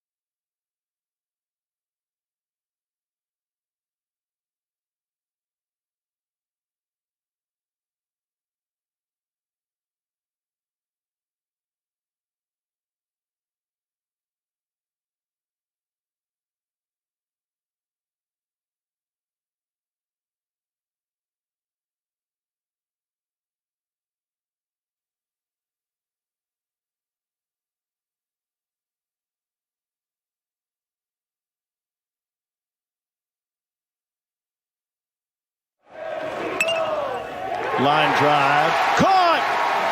And it'll be a big orange dog pile on the way to the College World Series. What an atmosphere in Knoxville over the weekend. The Tennessee Vols get it done against the LSU Tigers. They drub LSU on Sunday. 15-6 is the final score, and the Tennessee Volunteers headed back to Omaha for the first time since 2005. And to help us talk more about that, we go to our 102.5 The Game phone line, driven by WilsonCountyHyundai.com, and welcome in Tennessee head baseball coach Tony Vitello. Tony, what's going on? Congratulations on the impressive weekend. Appreciate you taking time to join us this morning. Yeah, no, my pleasure. Just getting ready to pack the bags, which is a very fortunate set of circumstances this time of year. And kind of like you alluded to there on the intro, a lot of credit goes to the fans and the environment that we had. You try and envision what you think it can look like, and obviously our arena and our football stadium can be a madhouse, but Neyland Stadium, you know, I don't know that anything can be replicated from what went on this weekend. It was pretty great. Well, Tony, let's start there. Just what's this been like from your vantage point, watching this university, this fan base, and really the community rally around this baseball team with the journey you guys have been on this season? It's been incredible because I think you kind of had the loyal fans that are kind of the day oneers for us. They were never going away regardless of how the Vols did, kind of like Cubs fans back in the day. And then you had some people that were fans, but they went away because there was no success. And, I mean, you got to give people something to cheer for. And those people have kind of returned. And then there's people we've literally met face-to-face that said they've never taken an interest in ball baseball, but the way that our kids play, I mean, it really is a unique group. Kind of the way they play has captivated a lot of people, and it's increased that fan base even more so.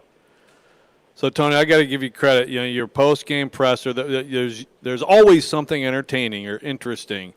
But you mentioned, and this totally went over my head. Actually, Robby, I'm going to see if you get this. So you were talking about a lot of orange going to be in Omaha. Bring your green hats, and I'm like, wait, what the heck is he talking about? And then someone, I think it was like Trey Wallace, tweeted like, no, that's a reference to old school. Oh yeah, did you get that reference? Oh yeah, that's pretty strong. First of all, like, is that spur the moment when you say something like that? And also, what do you think it will be like in Omaha in terms of orange piling into cars and getting out there? Yeah, no, it was just me being stupid. I mean, when you got good vibes flowing, when good vibes are flowing through the veins, you may say some things. It's worked the other way too. When you got frustration from a loss and you got some intensity going, you might say something goofy. But no, I'm glad you got it. Great flick and a great quote. And it's kind of funny. My sister and brother-in-law have great friends in Kansas City, so they're not far from Omaha. They're going to travel up. And they're new to this whole thing, college baseball. And, again, they're part of this new fan group I'm talking about. And they were rattled because they thought they had to, where do I get online and buy this green ball hat I have to wear up there? So it was funny, but I don't want to confuse anybody. But I do think there'll be a great, fan base up there representing us because people have been starving around here for something like this to attend. And obviously, softball, basketball, soccer this year, there's been a lot of great postseason opportunities for Vol fans, but this is a pretty big one. And when you got guys like Peyton Manning that are making their plans immediately, you'd like to think there's going to be a bunch of others follow suit. And, the teams that do well up there, a lot of times, what contributes is that great fan base. UCLA is one up there, so it's not like you got to have a ton of people behind you, but it certainly helps. And Arkansas, LSU, Mississippi State, when those teams go, they have a huge following, and I hope we kind of follow that trend. Tennessee baseball coach Tony Vitello on the line with us, driven by WilsonCountyHyundai.com. And, Tony, obviously a huge game on Sunday from Jake Rucker, and he's been so good for you guys all season long. How do you kind of put into words what Jake Rucker has meant for your group and for your lineup? Well, it's this year, but for our program. He's provided a ton of stability. He's a great base runner, tremendous defender. And then you talk about a kid that's been in the lineup from day one since we've gotten the job, or he's been on campus, and he's sitting in that 3-hole, which, not only do you need some production, but you need somebody that can handle the pressure of that a little bit. And he's steady Eddie. Every day you get the same kid.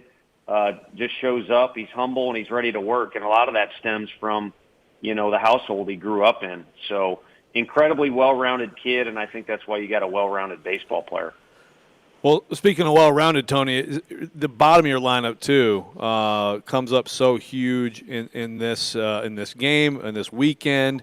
Guys like Pavoloni and Durkay. I mean, you're getting a lot of production from a lot of sources. Is this as well as the whole group has been hitting together this year? Yeah, I really think since May 1st, we had a big win against Kentucky where we separated ourselves a little bit by the scoreboard or on the scoreboard. And really, we talked about it, but you can talk about it all you want. March towards May or play your best ball in May. And that's honestly when it really started. And it's carried over into June. And, again, anyone in college baseball that's doing things in June's in a very fortunate situation. And, yeah, there's no rhyme or reason or analytics, and there's certainly no genius coaching to it with the order that we have. You could move those guys around in a bunch of different spots. I mean, I think Jordan Beck could be a first-rounder as a hitter, and he's in our 7-hole. So we just kind of had that lineup and started playing real well, and we've stuck with it. Tony, you kind of mentioned this after the game on Sunday, just the grind that it's taken to get to this point, and your guys obviously have worked so hard to get to this point. Now that they're here and they're in Omaha and they're about to experience the best of what college baseball has to offer, what's your message to your team as you guys head to Omaha this weekend? It's a little bit similar to last weekend. We knew the block party was going to blow up the way that it did and have a ton of people there, and our stadium was going to be rowdy. You've worked for it. You got to at least take a moment to soak it in and enjoy it a little bit and really remember it. Almost kind of take snapshots in your head. But then you have to separate and you have to play. And, from being in Omaha, I know there's a lot of pageantry and whatnot. You've got to learn to enjoy that, and you certainly have tasks you have to fulfill, signing autographs and other things. But then you need to separate and you need to play. And we can say that as coaches, but they kind of have to accept that or adopt that as a theme in the clubhouse.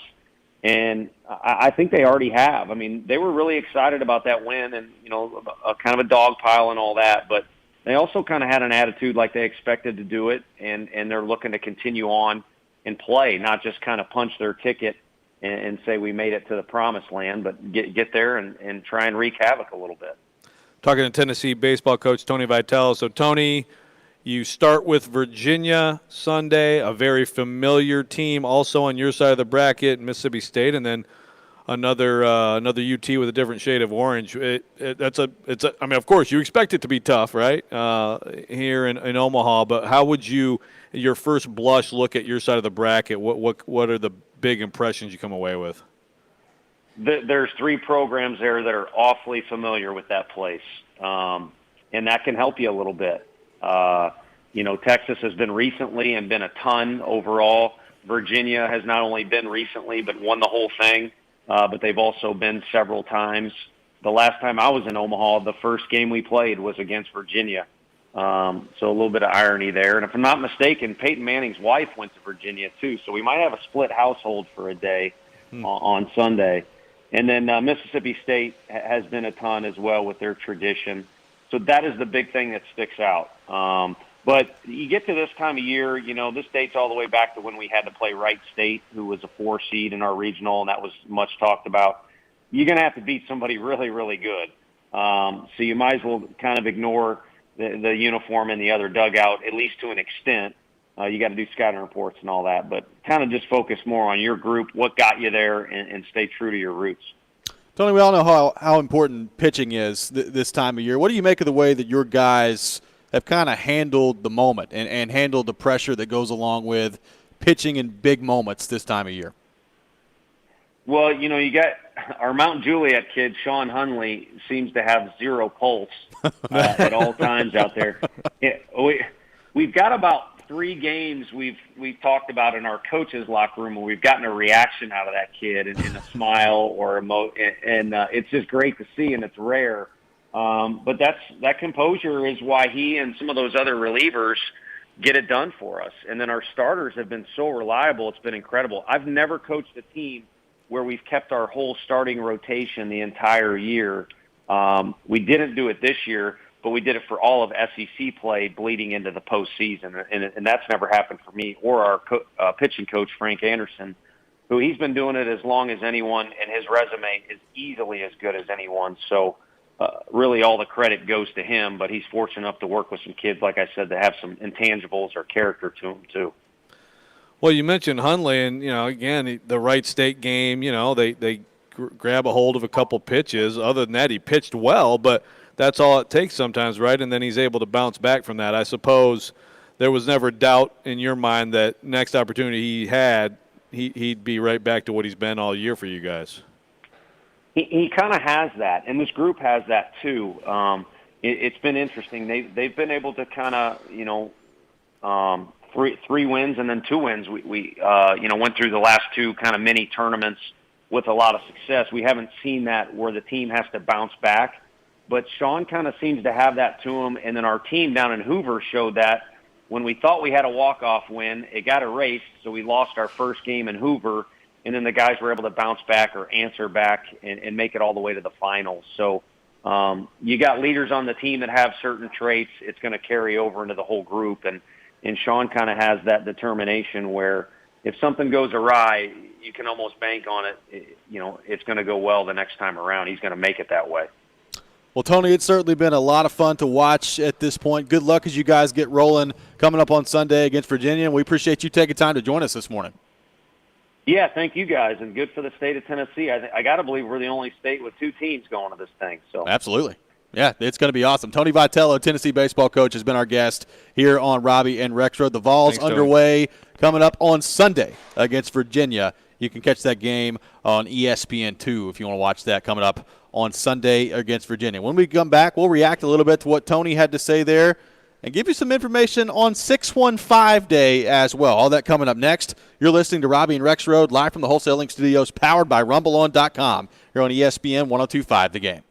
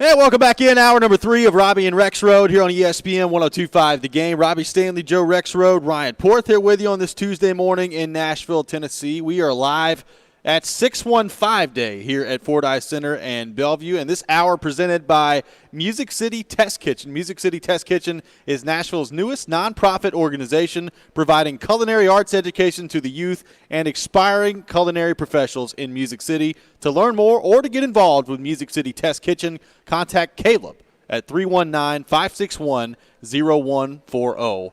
615 Day here at Fordyce Center in Bellevue. There's a lot going on today.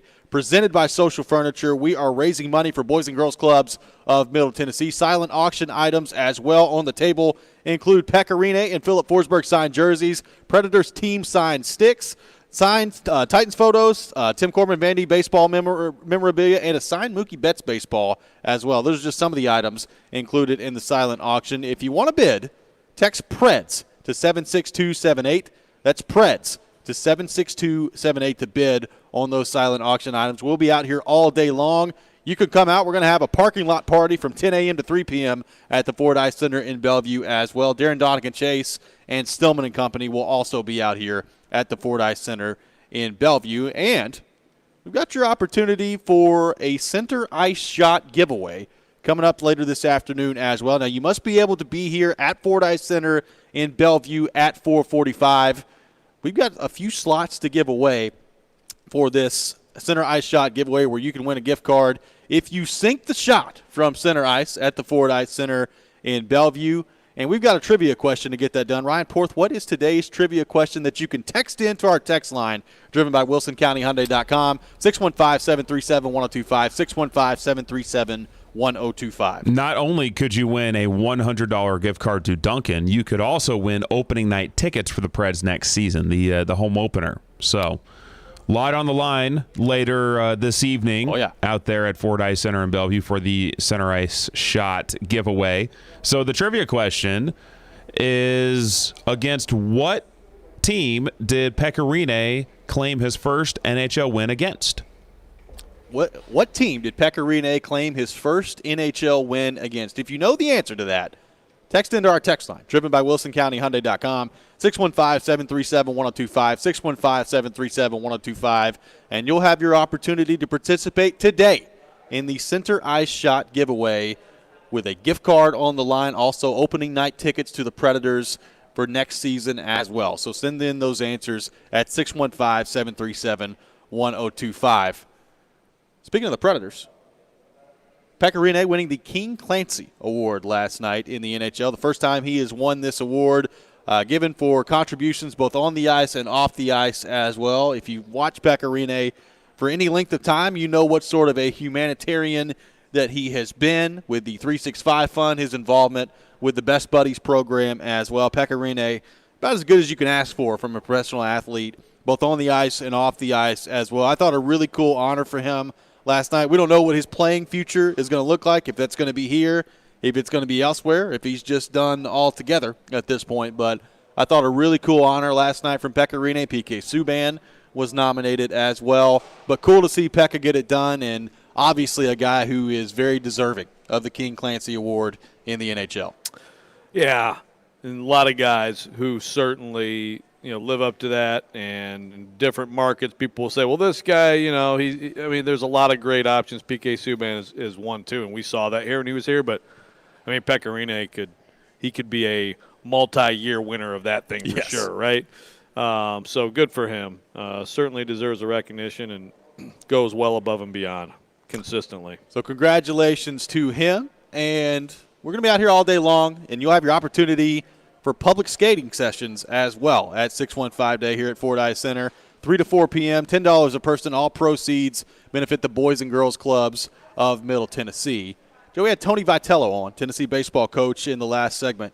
Number one, the guy's got a ton of energy. I think I could listen to him talk all day long. But number two, seems to be very confident, talked about his pitching staff in particular. Some guys don't even feel like they have a pulse on the mound and the pressure not getting to him. I think Vitello has done such a good job with this group who obviously have not been in this situation before, of just kind of striking that balance of having fun with it while also making sure that you're locked in, you're ready to go on the field. I think Vitello has done just a masterful job with this group. And, you kind of read off the odds earlier. I think Vanderbilt is the favorite heading into this tournament. Tennessee right behind Vanderbilt on the other side. I've been so impressed by what Vitello has been able to do with this program.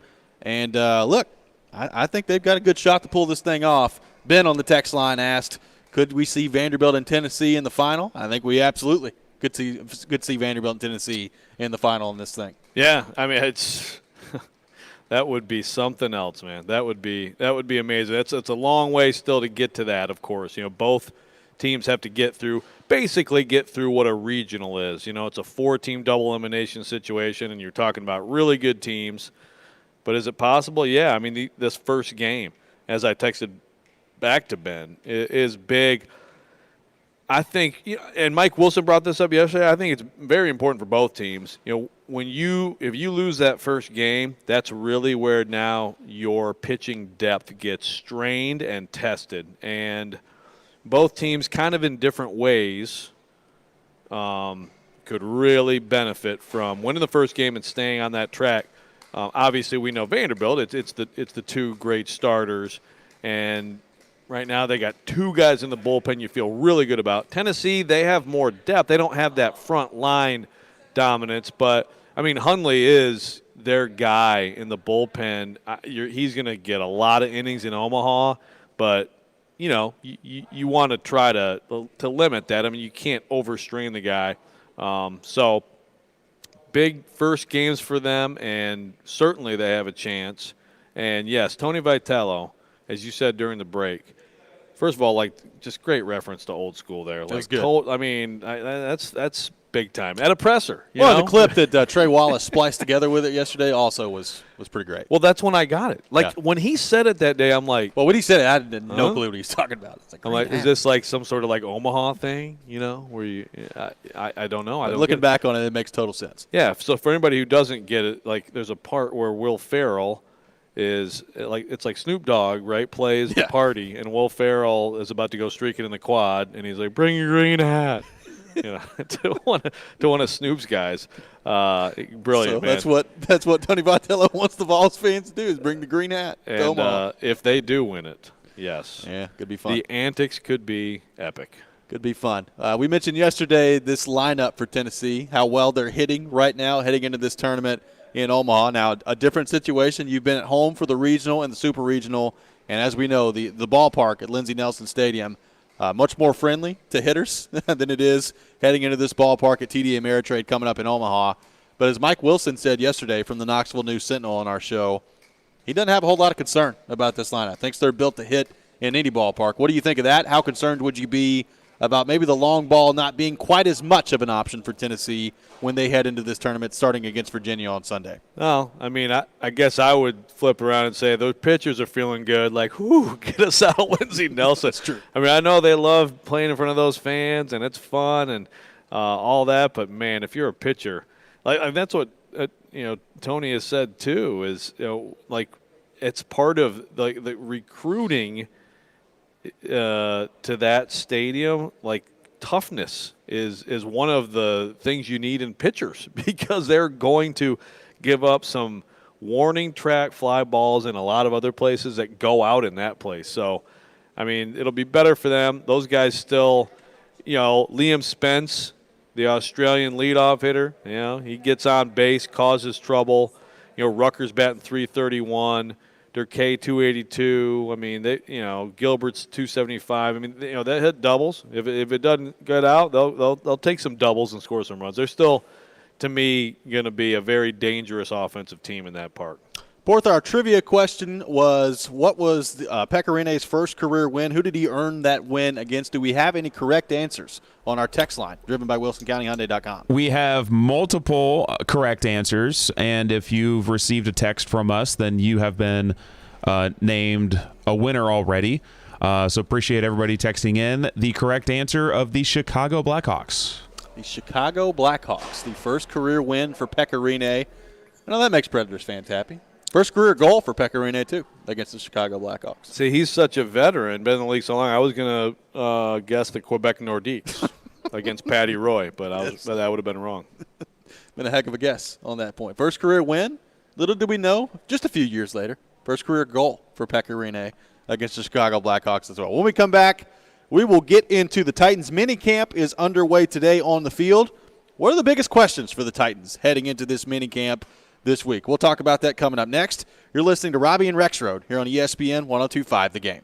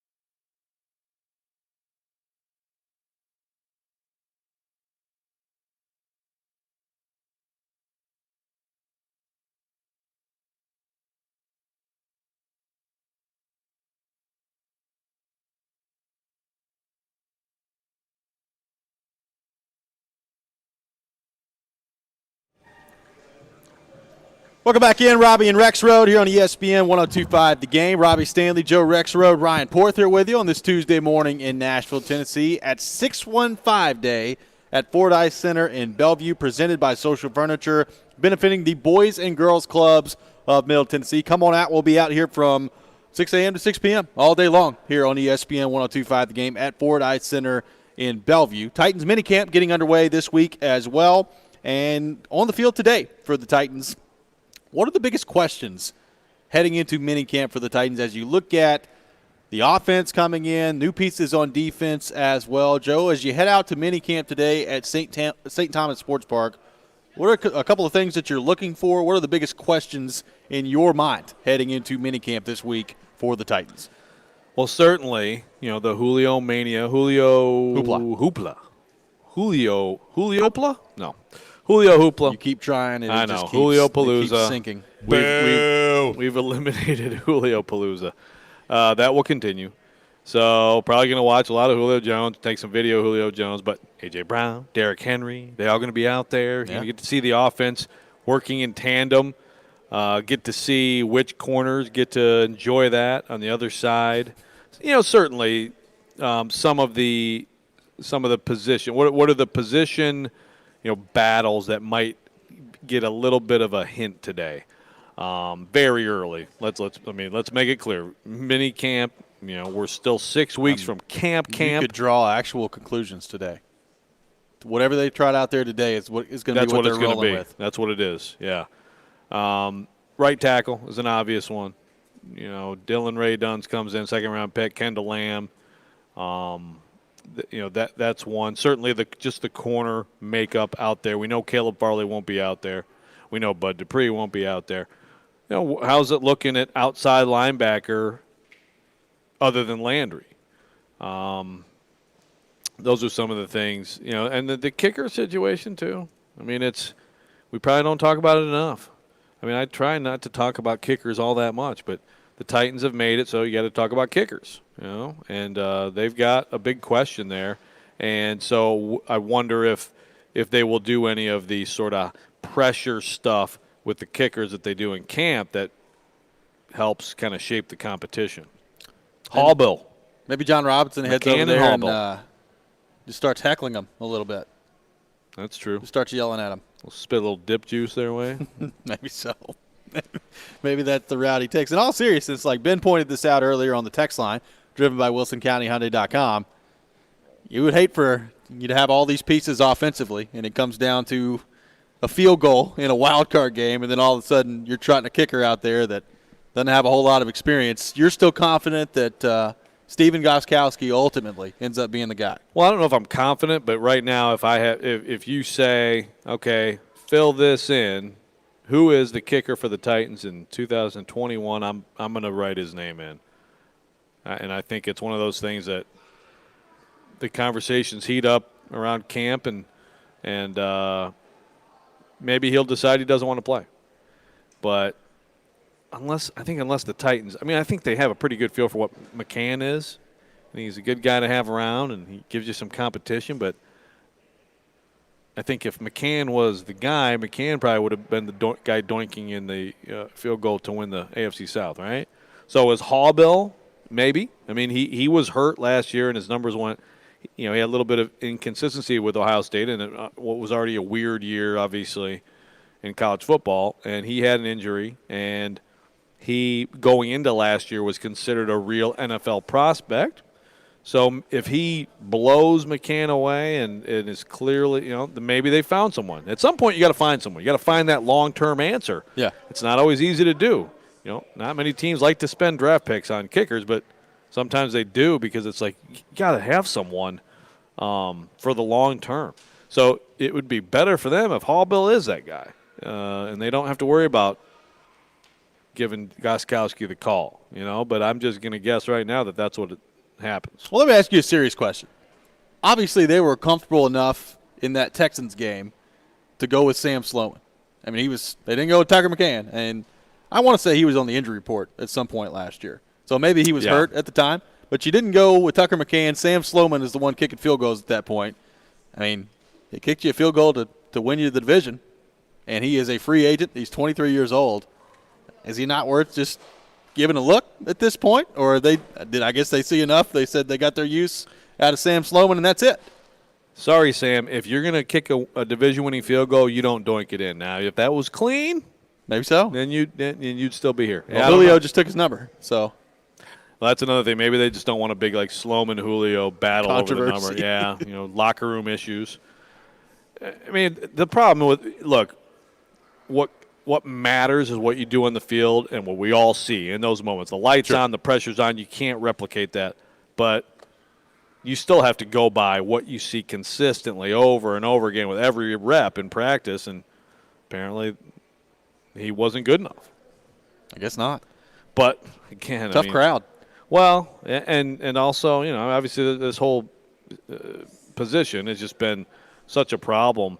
I mean, it's amazing that this team was an AFC championship team. They were a half away from going to the Super Bowl with one of the worst kicker situations we've seen in the NFL in recent years. Yeah.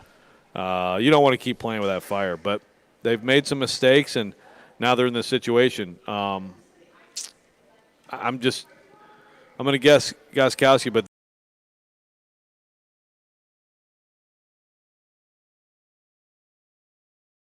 put on display for us, and I'm not sure that it is. Well, I'm interested to see this week if we're going to see A.J. Brown, Julio Jones on the field at the same time, and if we do, what do they look like together? Like, how do you go about trying to defend, even in drills, like how do you go about trying to defend Julio Jones, A.J. Brown in a team setting? If you're that Titans defense, you've got so many new pieces coming in on the secondary. Also, and you brought this up yesterday too, and I think it's a great point, like what does Janoris Jenkins look like? Can he run with these guys? I mean, he's 33 years old at this point. He's played well in recent years. I mean, he's been a good player. We know, though, at that position, that could start to turn on you at any time. By the way, Jonathan Joseph announcing his retirement the other day. We didn't talk about that. Yeah. The Titans are just forcing all kinds of corners to get out of football. Well, you're hoping that Janoris Jenkins is not the next one. Like, I'm interested Kevin to Johnson see just retired. What he looks like. Like, can Janoris Jenkins still run at a level good enough to keep up and to not get burned in the secondary? You're going to be it's a pretty good test going up against A.J. Brown and Julio Jones. Yeah. Well, if he runs with Julio Jones, does that mean that Julio Jones at 32 is the one who's lost a step? Maybe. No, but Jenkins. He looked pretty good last week. Yeah, he did. Yeah, Jenkins, that corner group. I mean, and it's obviously it's hard to even to have a great feel for it until you see Caleb Farley on the field. Yep. Which you expect to in camp, but we don't know that for sure. But Molden being back out there is a good thing. I think he's going to be, a nice pick for them, and I think he's going to be an important player in that secondary. And Fulton is just, it's such an important year for him. I mean, I kind of thought, like, on the defense, yeah, to prove it, guys we talked about yesterday, obviously Rashaan Evans and Byer, but to me the two really big, veterans, non-rookies who are just going to be so important in telling the story of this defense would be Bud Dupree and Christian Fulton. Let's go back to our text line, driven by WilsonCountyHyundai.com, 615-737-1025, 615-737-1025. Tyler on the text line, bringing up that Sloman kick just made my heart start racing again. Tyler, we apologize. Not want to make your heart start racing here on the program. But at least it's a good memory of your heart racing, and then the outcome excitement, is what you want it to be, right? Ben on the text line, can Brett Kern kick field goals good enough? I mean, he's the best player in the league. Big leg. And think of the faking possibilities out of that. I don't know. I mean, look, if you've been a Titans fan long enough, you've seen this happen before where Craig Hentrick was your punter. And then when Joe Neddy got hurt, Craig Hentrick was also your field goal kicker. He actually did a pretty good job. So we've seen it happen before. I don't know how well Brett Kern can kick or not kick field goals. My assumption would be, like, if they were really in a pinch, he could probably try to do it. But that's probably not the best route if you're the Titans. Probably not in the plans. He's got to pass, he's got to run, he's got to punt, crack jokes. Yeah, he's got a lot on his plate. Caleb on the text line says, call my shot Tuesday, Titans to the championship. There's a lot of love for the Titans to the Super Bowl. We've had like 5 people on the text line this week so far predict the Titans going to the Super Bowl. Hey, on the whole, like, last week and all the buzz and excitement. Yeah. So on the home front, we've talked about Brandon asking for the jersey. Now he's asking, can we get season tickets? Ooh. Maybe this is a breakthrough. Yeah, it's a breakthrough, but I'm like, it's just costing you money over and over again. I was like, well, I'll look into it, Brennan. I got season tickets. So there you go. You did. So you've bought them since Julio, right? Yep. Okay. Porter, you going to take Brennan? No. He's a well-behaved child. Yeah, I hear that. Everything that you talk about with Brennan reflects that. Yeah. Now I feel, am I a jerk? Am I like ripping my family? No, he's fine. Yeah. I mean, 13-year-olds are 13-year-olds sometimes. Exactly. He's We a were nice all there boy. one day. Yeah. Coming up next, we'll continue. Some way long ago. Well, some of us. Coming up next, we'll continue the conversation on the Titans, taking your thoughts on our text line, driven by WilsonCountyHyundai.com, 615-737-1025, 615-737-1025. And also ask the question, what do we think of the right tackle position? How important is it for Dylan Radunz to start at right tackle? We'll get to that coming up next as well. This hour presented by Music City Test Kitchen. Music City Test Kitchen is Nashville's newest nonprofit organization providing culinary arts education to the youth and inspiring culinary professionals in Music City. To learn more or to get involved with Music City Test Kitchen, contact Caleb at 319-561-0140. We'll be right back. Robby and Rexrode here on ESPN 102.5 The Game.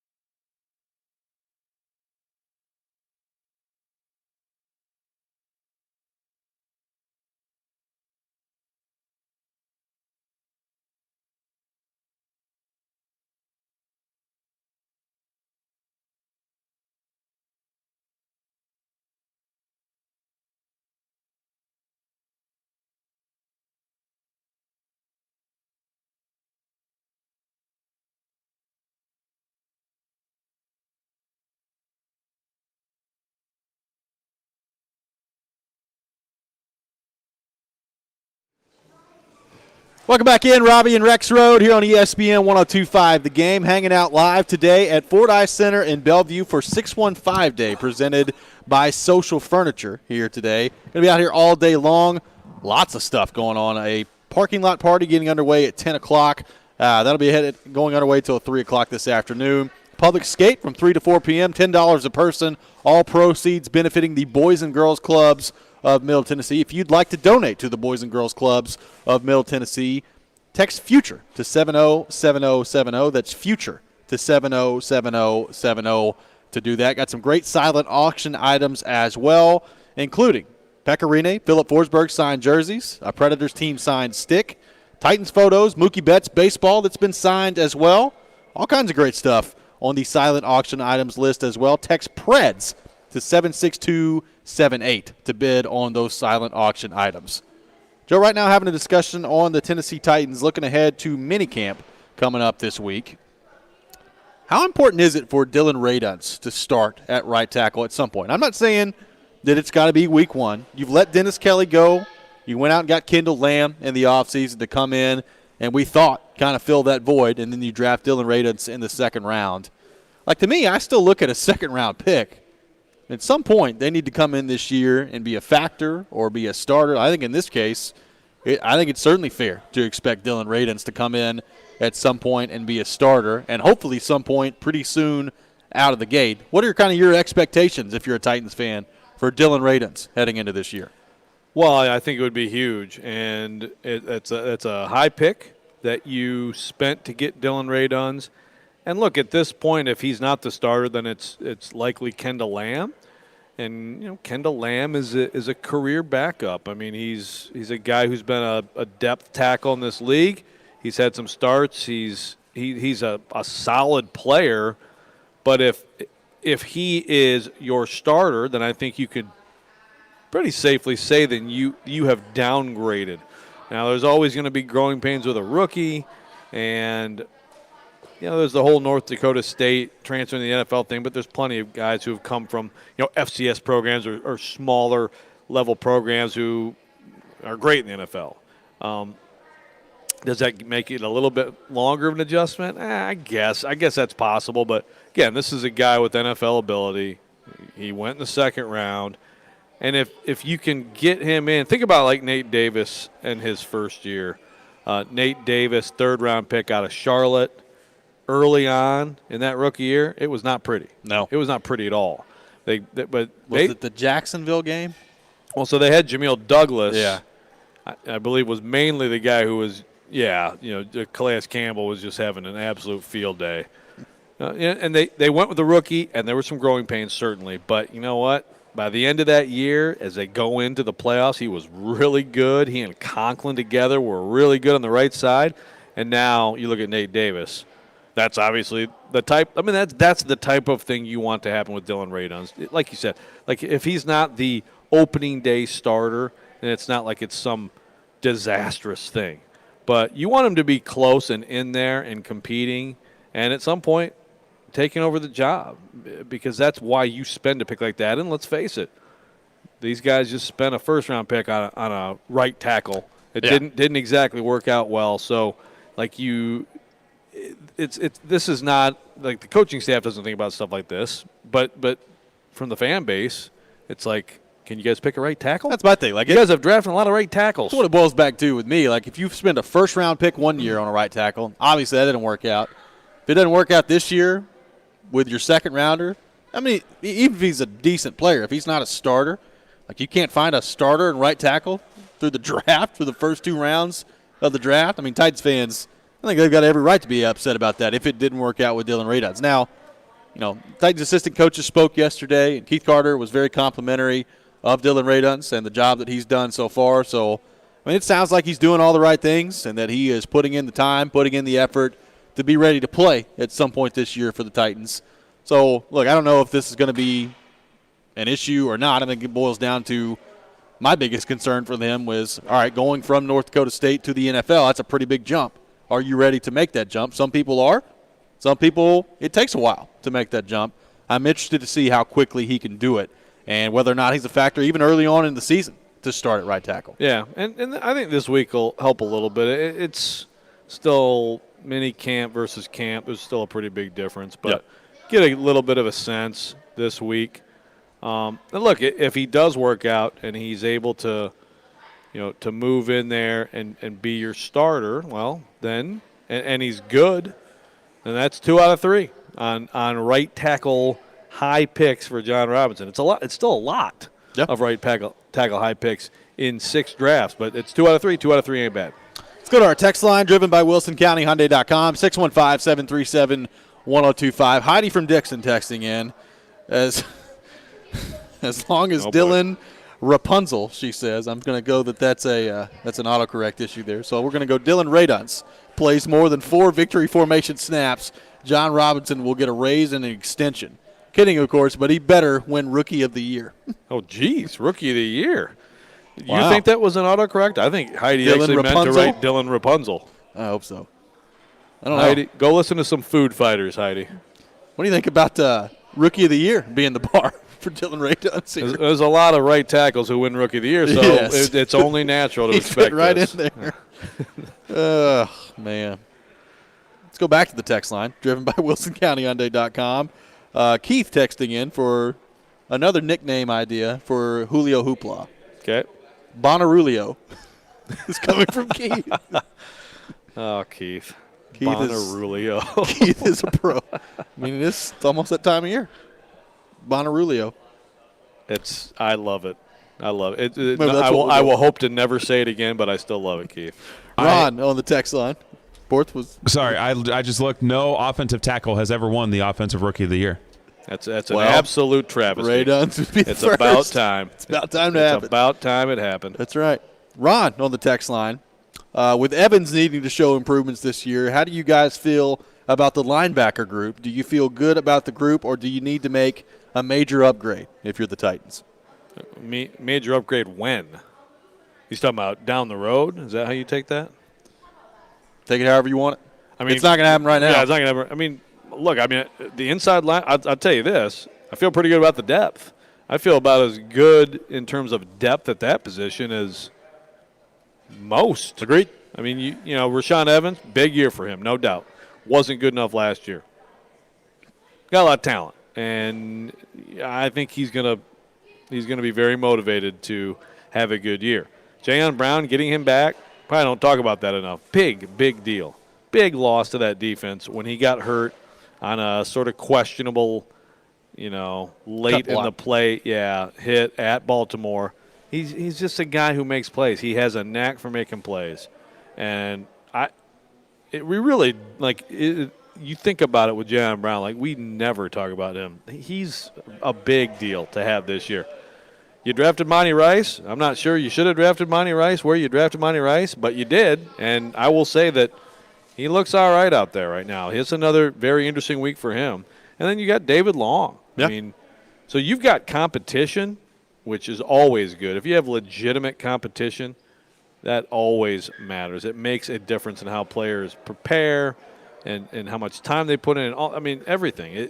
Competition is coach's best friend. It's why I think DeShone Kizer is a good thing at quarterback that he and Logan Woodside can battle. But yeah, I mean, I don't know if they're going to have two great players out there at inside linebacker, but they've got options, and that's not true of every position on any of these teams in this league. Jack on the text line says, "Hey, Joe, look into the Fireball Fast Pass, $300 per pass, and you get a ticket to every game, just a different seat each time in the 300s. So there's some season ticket advice for you, for the Titans. Fireball Fast Pass? That's what Does this mean you have to sit with Jared? Maybe so. Would you pay $300 to sit with Jared? I might pay $300 to make Jared and Brennan sit next to each other. You'll kind of be sitting with him for free, though, right? I mean, you're going to be in the press box. He doesn't go in the press box. He doesn't go in the press Nah. box? Okay. No, Jared has his own season tickets. Oh, okay. Yeah, Jared, he's out there. He probably has like 50-yard line front row seats. Oh, okay. Jared, fancy Jared. Well, never mind. But, yeah. No $300 to sit with Jared? No, thank you for the tip, though. But in all seriousness, thank you for the tip. I will say that, if a child would like to be proactive in doing chores and would like to speak respectfully to adults, and would like to put the phone away when told to put the phone away, then the child may be rewarded. Maybe so. Let's see what happens. No, not naming any names. I'm just saying in general. Have to see what happens on that front. When we come back, an interesting story in the NFL revolving Andy Reid and a running back of his. I guess a former running back at this point. A guy I know very well. A guy that you know very well. We'll get to that coming up next. This hour presented by Music City Test Kitchen. Music City Test Kitchen is Nashville's newest nonprofit organization providing culinary arts education to the youth and aspiring culinary professionals in Music City. To learn more or to get involved with Music City Test Kitchen, contact Caleb at 319-561-0140. We'll be right back. Robby and Rexrode here on ESPN 102.5 The Game.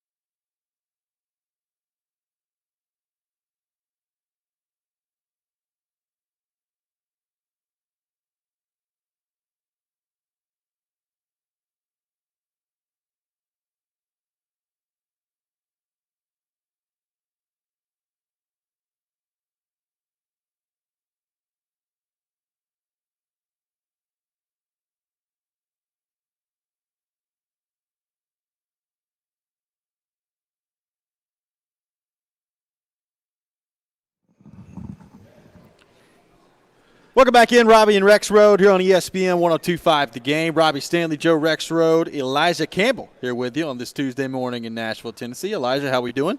Oh, we're doing. No, now that I'm no longer sitting in traffic, I am A-okay. There you go. Elijah stepping in for Ryan Porth. Ryan Porth heading down to 615 Day here at Ford Ice Center in Bellevue. That's where we are. We'll be out here all day long until 6 p.m. tonight. So all three of our shows will be here today. Robby and Rexrode, Darren Donick and Chase, Stillman and company as well. come on out to Fordyce Center in Bellevue. It's going to be a great time today. We got lots of different activities going on today, also raising money for Boys and Girls Clubs of Middle Tennessee as well. So head on out to Fordyce Center in Bellevue, partnering with the Nashville Predators. 615 Day is presented by Social Furniture. Joe, an interesting story going on right now in the NFL with former Kansas City Chiefs running back Le'Veon Bell and Andy Reid. And basically this all stems from Le'Veon Bell saying he would retire before playing with Andy Reid again. And apparently the role that Le'Veon Bell had and the way he was used in Andy Reid's offense, and according to Bell, some of the things that Andy Reid said to him did not sit well with Le'Veon Bell, and saying that he would rather retire than play with Andy Reid. Now we know Andy Reid has been around the NFL for a long time. Generally speaking, I think the reaction to Andy Reid has been pretty positive. I've not seen very many players come out and speak that heavily against Andy Reid now. And I had this conversation yesterday with a buddy of mine that was talking about this. Like, you're not going to be in a work environment and you're not going to be a coach in the NFL and be universally beloved. Like, there are some people that are just not going to like you. But some pretty strong words from Le'Veon Bell there. Le'Veon Bell coming out a couple of days ago and tweeting, quote, "I said what I said, and I don't regret it at all. For those who have a personal problem with me because of what I said, that's fine. You have your right. Just understand I also have my right for how I feel about my personal problem with the dude because of what he said to me." So what do you think of all this between Le'Veon Bell and Andy Reid? And what do you think of Le'Veon Bell kind of taking this public and saying he'd rather retire than play again for Andy Reid? Right. So, and this was, I think, in just like an Instagram or Twitter like conversation, right, with somebody. Yep. Like said it to a fan that quote, "I'd never play for Andy Reid again. I'd retire first," was the quote. And what exactly did Andy Reid say? We don't know this. Yeah, we don't know. And I'm sure Andy Reid's not going to start training camp with guys. Let me tell you what I told Le'Veon. I'm assuming it's probably no. We have other backs. I mean, the bottom line is, man, you're not that good anymore. Le'Veon Bell, guy covered in college, it's been great to see his career, and he was a few years ago a heck of a weapon. I thought what he did in terms of getting himself out of the Steelers contract, hey, I mean, it's stuff that happens in the NBA. He bet on himself. It hasn't worked out. He's just another player now. I mean, that's just the reality. You can't convince me that Andy Reid told him anything that was personal or, anything beyond just being real about what he is as a player right now. Yep. Right now, he's a guy trying to stay in the league. And that's how fast it happens, especially at that position. But that's how fast it happens in general. He's just another guy now. So, I don't know. Whatever. So he sort of apologized but didn't. And Chiefs fans and players are all angry about it. And, it's not like he said Andy Reid is a terrible person. He just said he'd never play for him again. Yeah. So I guess I want to play for someone who would stupidly play me more than I should be played. Yeah. Well, look, you watch Le'Veon Bell, even after he signed. We signed with the Jets. It was a pretty significant downturn from his time in Pittsburgh. Now, terrible team. It's also the Jets. Yeah. So you thought, okay, if he ends up with Kansas City, what could that look like? I remember when they made the move to bring in Le'Veon Bell. You already had Clyde Edwards-Helaire there as well, and I was like, my goodness, this offense just got even better at running back. You've got kind of a two-headed monster there in the backfield. And he looked okay at times. He was okay at times, but largely he was just not very good in Kansas City. And the more the season went on, the fewer carries that he got as they came down the stretch there. So I think it's pretty clear what Andy Reid thought. They made the move to go get Le'Veon Bell because they thought he could come in and help. And when your role starts to decrease coming down the stretch, I think Andy Reid's thoughts are pretty clear. He's just not the same player anymore. They were talking on ESPN yesterday about this story and talked about how, we talk about the Bill Belichick coaching disciple tree all the time. Well, Andy Reid's got a pretty large coaching disciple tree as well. And ESPN guys were talking about how this hurts Le'Veon Bell because Andy Reid's got a pretty good reputation around the league. And if you can't get along with Andy Reid, maybe that affects the way you get along with other coaches and other staffs around the league. Do you buy anything into that whatsoever? I thought that was a little bit overblown. If a team thinks you can come in and Le'Veon Bell can help you, they're going to sign Le'Veon Bell. If they don't, they're not going to. We could spend a whole show on all the things guys have done a million times or said. I was gonna say, this is really not that big a deal. Who they find a spot because they're good enough. Yeah. I mean, no, this doesn't matter. I mean, but it does. I mean, look. I mean, I think Le'Veon. I don't know if he's been. Obviously a lot of guys in Pittsburgh rubbed the wrong way by how he handled that, right, including some of his teammates. So, I mean, that already sort of left him with a little bit of a tag of whatever you want to, troublemaker. I don't know, but I don't think that this has any impact. The biggest problem for him is that he's diminished as a player. I just don't see this being the reason someone would not take him. The reason they wouldn't take him is because, what does he really do for you anymore? Well, that just shows you how quickly it happens at this position in this league. I mean, he's 29 years old. I mean, you think back to 2017, he's a great player for the Steelers. He stood out.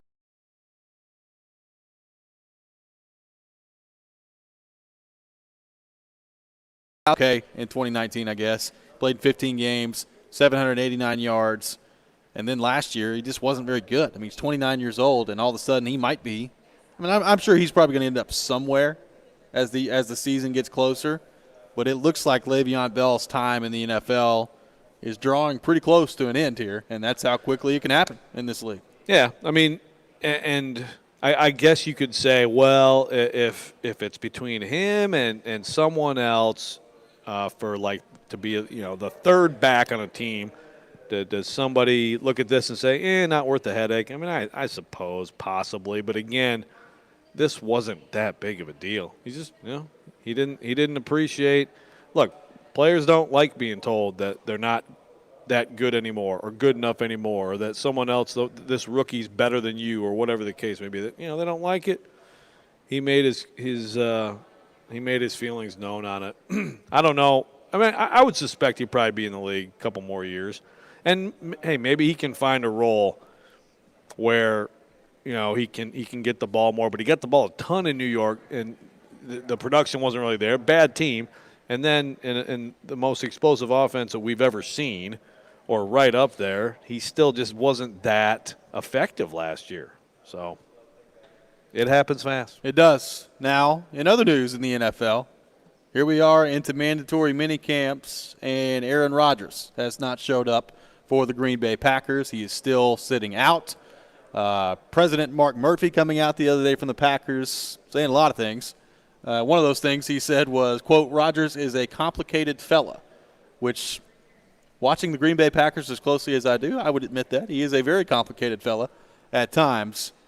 At what point, if you're the Packers, because they've remained steadfast on this, that they're not trading Aaron Rodgers, they want Aaron Rodgers to come back and be their quarterback, and that stance is not going to change.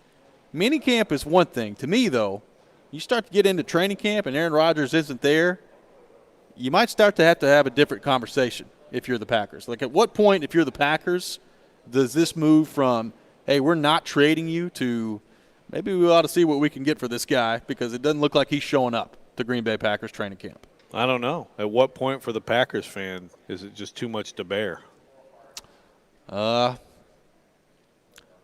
First game.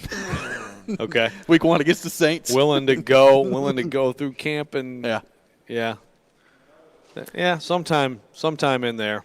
Well, last week was a wild ride with Jordan Love. The first day on the field at OTAs, he was apparently awful.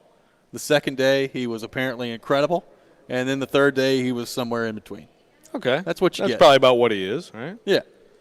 But that's probably not a very good winning formula for this Green Bay Packers team. I mean, what's the win-loss total difference if you have Aaron Rodgers with the group they have in Green Bay, and if you don't, and Jordan Love is your starting quarterback? Like, if they have Aaron Rodgers, what are they? They're a 12-5, 13-4 team, somewhere around there. Yep. If they don't, where are they? I think it might be like a 3-win difference. I think it may be more than that. Yeah? Yeah. Could, maybe. But I think it's Aaron Rodgers' entire point of this conversation. I've been pretty important to this group. Yeah. But I think they could go from a 13-win team to 7, 8 wins. I really do. It's a pretty big deal. Dan Campbell just sitting there. Rubbing those hands together. Here we go. Jared Goff and Dan Campbell taking over the North. That's right. could be headed your way coming up next. Sitting out here today at Fordyce Center in Bellevue, 615 Day presented by Social Furniture. This hour presented by Music City Test Kitchen. Music City Test Kitchen is Nashville's newest nonprofit organization providing culinary arts education to the youth and aspiring culinary professionals in Music City. To learn more or to get involved with Music City Test Kitchen, contact Caleb at 319-561-0140. When we come back, we'll get back into the Tennessee Titans and the conversation surrounding Zach Ertz. Should the Titans go even more all in on offense? We'll get to that coming up next. This is Robby and Rexrode live from the Wholesale Link Studios, powered by RumbleOn.com here on ESPN 102.5 The Game.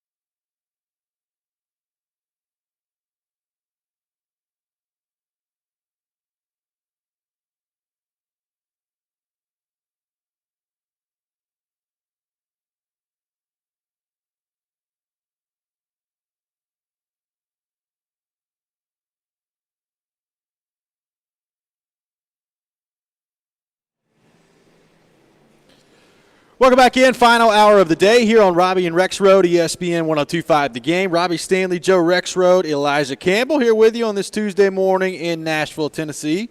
We are live today from Fordyce Center in Bellevue for 615 Day, presented by Social Furniture. Come by and check out a sectional couch at Fordyce Center in Bellevue. Register to win a recliner as well. Raising money today at 615 Day for Boys and Girls Clubs of Middle Tennessee. Silent auction items include a Pecorine and Philip Forsberg signed jersey, Predator team signed stick, signed Titans photos, Vandy photos, Tim Corbin memorabilia, a signed Mookie Betts baseball as well. Just some of the auction items that are available. If you're interested in bidding, text PREDS to 76278. That's PREDS to 76278 to bid on those silent auction items. We'll be out here all day long. Got a public skate session today from 3 to 4. $10 a person, all proceeds benefiting the Boys and Girls Clubs of Middle Tennessee as well. So make sure you come on out today at Fordyce Center in Bellevue.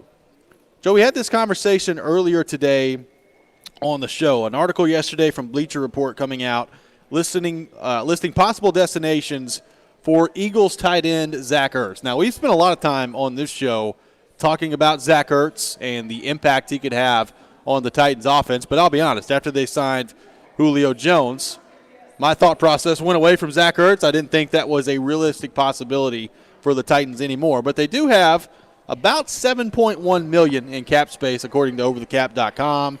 You've restructured Ryan Tannehill. The article on Bleacher Report mentions maybe restructuring Taylor Lewan as well to make some room for Zach Ertz, who I believe his cap hit is at 8.5. Is that something you would consider if you're John Robinson and the Titans, going even more all in on offense and bringing in Zach Ertz into the fold as well? Or does the idea of restructuring another contract and kicking the can further down the road maybe not sound that appealing to you if you're John Robinson and the Titans? Well, I think that's less appealing for Lewan than it was for Tannehill. Yep. You know, being tied basically to another year of Tannehill right now, to me, sounds fine, if not better than fine. And honestly, I look at his deal, even with this now, they've added the 2 void years and all that stuff. I would not be surprised if there's another Ryan Tannehill contract with the Tennessee Titans before he's done here. Now, could be wrong, but that's the way I think things are going. Taylor Lewan, that's harder to say. I mean, he's still in the prime of his career. He's a great player. Coming off the ACL, it's a big number, you know, and that's the thing. Sometimes you can be a good player, as we saw, like Jarrell Casey.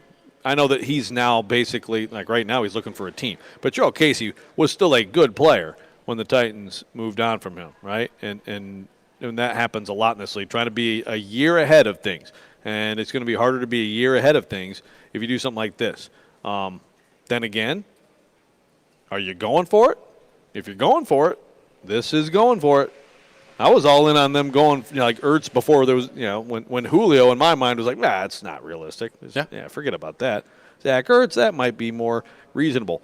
Both? No, I'll be honest, I had not really.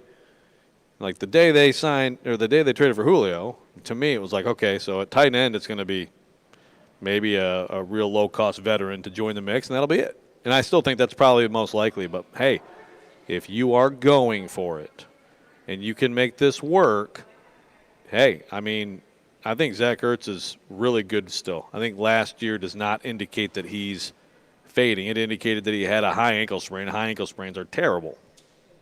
Well, I just think if you're a Titans fan, you look at it this way. I mean, you've got Julio Jones coming in. Basically, to me, I mean, that's a 2-year window with Julio Jones.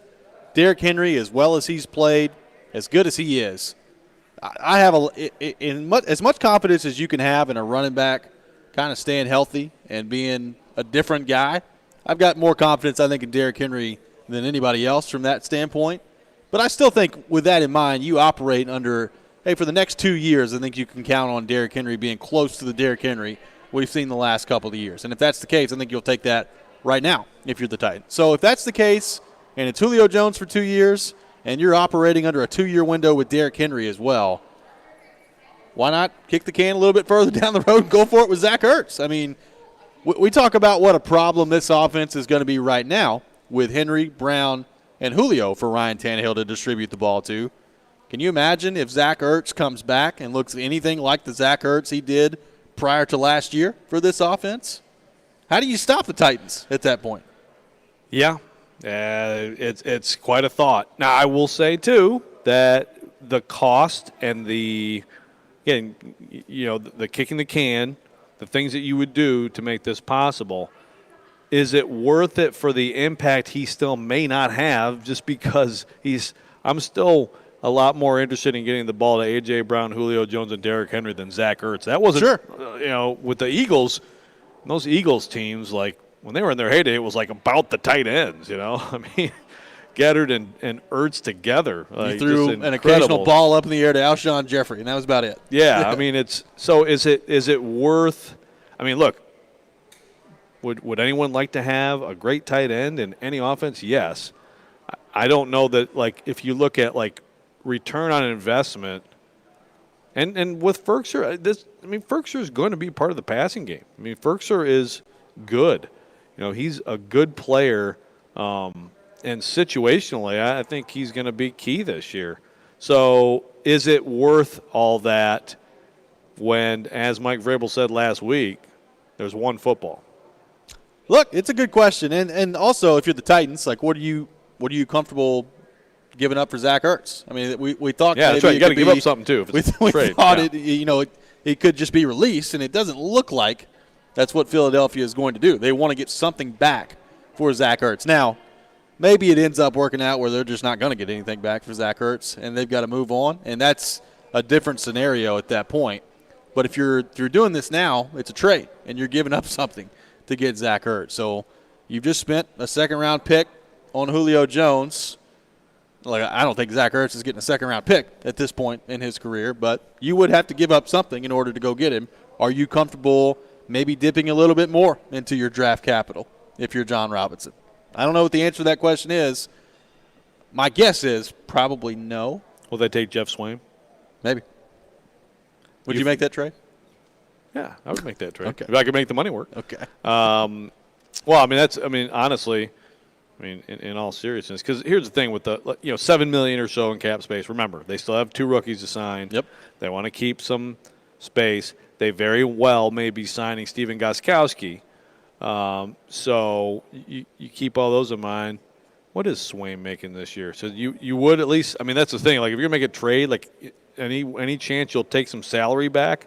We talked about that with the $2.5 million. With the Falcons. Okay, $2.5 million. Okay, well, it helps a little bit. Kevin Johnson retires. Trade Jeff Swaim, open up a little bit of space. Look, it's an enticing thought. I feel like the more likely scenario is that the Titans go with a more cost-effective veteran, like Tyler Eifert is an example of someone who, he's older, he's getting up there and things like that. Wouldn't cost a lot. A guy who's played some good football in this league. So that would mean you're going with Ferkser as your one at that point, right? Like, you don't think Tyler Eifert's coming in being the number 1 tight end on this team? Probably not. What about Delaney Walker? Eifert's 30, you know. So, what about who? Delaney Walker. Yeah, sure. Yeah. How about I'm trying to think. How about like Mike Ditka? Hell of a tight end. Guy, really get him in there. Guy gets it done all over the field. Eifert did have 36 catches last year.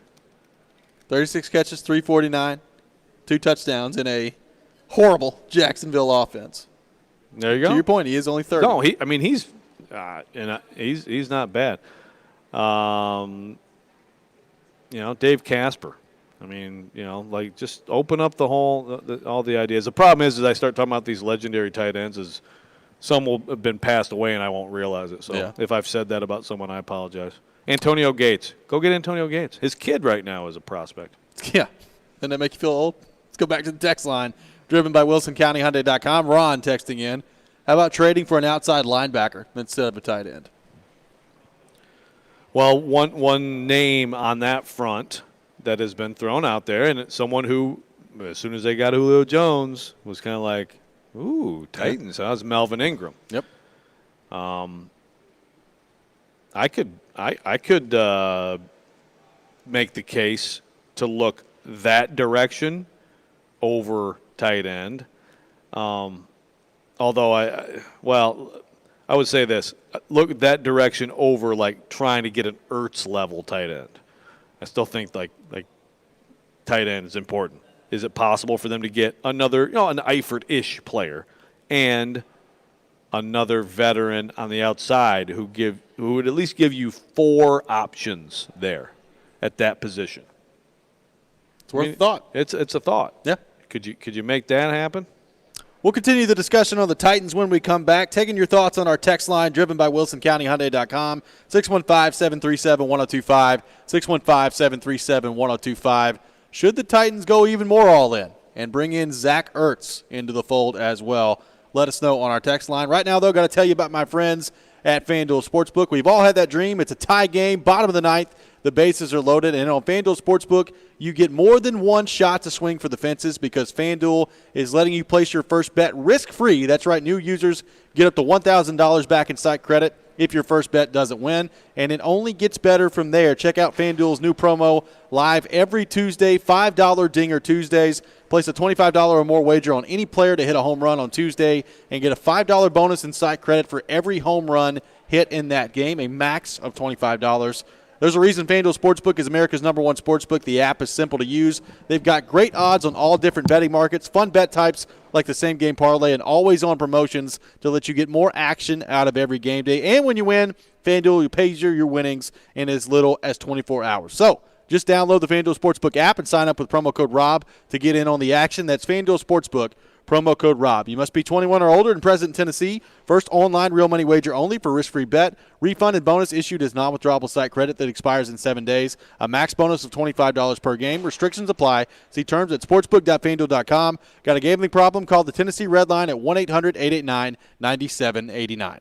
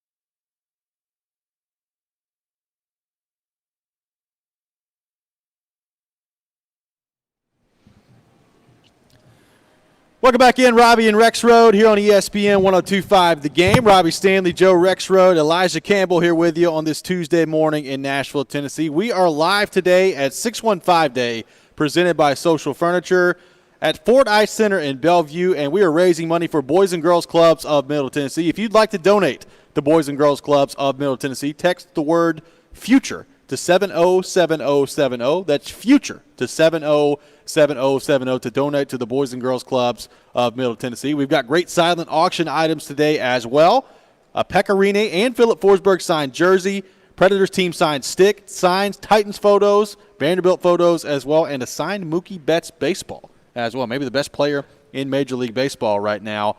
Just some of the auction items included. You can text PREDS to 76278. That's PREDS to 76278 to bid on those items. We're going to be out here all day long, all show long, till 6 p.m. today. A public skate session from 3 to 4 p.m. at Fordyce Center in Bellevue as well. $10 a person, and all proceeds benefiting the Boys and Girls Clubs of Middle Tennessee. Joe, right now talking Titans, taking your thoughts on our text line, driven by WilsonCountyHyundai.com, 615-737-1025, 615-737-1025. Should the Titans go even more all in on the offensive side of the ball and make a trade for Zach Ertz? Got a texter that says, offense gets you to the playoffs, defense wins championships. What do you think about that? Taking this approach with this Titans team. I think that's right in line with trying to get Mike Dick to be your tight end. That was very true in the 1960s. Although I will say, Tampa Bay had a great offense last year. The difference was their defense, I think. Yes, I would never say defense can't win a championship, but the idea that that's the path is actually inaccurate. We've gone through the numbers. I mean, look back a couple years ago to that Kansas City team. The defense wasn't very good. I mean, it was okay in the playoffs, but numbers-wise, they were in the 20s in a lot of categories. If you have to pick a side to be elite anymore in this league, offense is the right choice. Now, you need defense. You need to get some stops. You got to get some stops. It's important. And if you can be great on defense, it hasn't been that long. Well, you mentioned the Bucs. I mean, their pass rush was what made the difference for them last year more than anything. The Broncos had Peyton Manning, but really that was a defense winning a championship. So I'm not it's a real thing, but by and large, and I forget the stat. I said it last week, and it was such a good stat. But basically about 70%, three-quarters or so, of the champs of the last X number of champs, it's going back, I think, about 30 years, it's the elite offense has led the way. Yeah. And look, if you're the Titans, there's still some work to do defensively. We'll see what happens. I mean, they've changed over the defense. I mean, I think we're approaching this season, kind of heading into the year thinking, all right, the Titans defense is going to be awful. We don't know that. I mean, they could be. They could be awful again. I don't know. And I certainly – They certainly have a chance. They certainly have a chance to be awful. I'm not saying that they're not going to be. And I look at the outside linebacker depth, especially right now, it's still not very good. Like, you've got Bud Dupree, and you're hoping he comes in, and you're paying him a lot of money to come in and be a big-time difference maker for this Titans team. But, what happens if he gets hurt? There's nothing behind him. You've got Harold Landry, and that's it. You got Rashad Weaver that you've taken as well.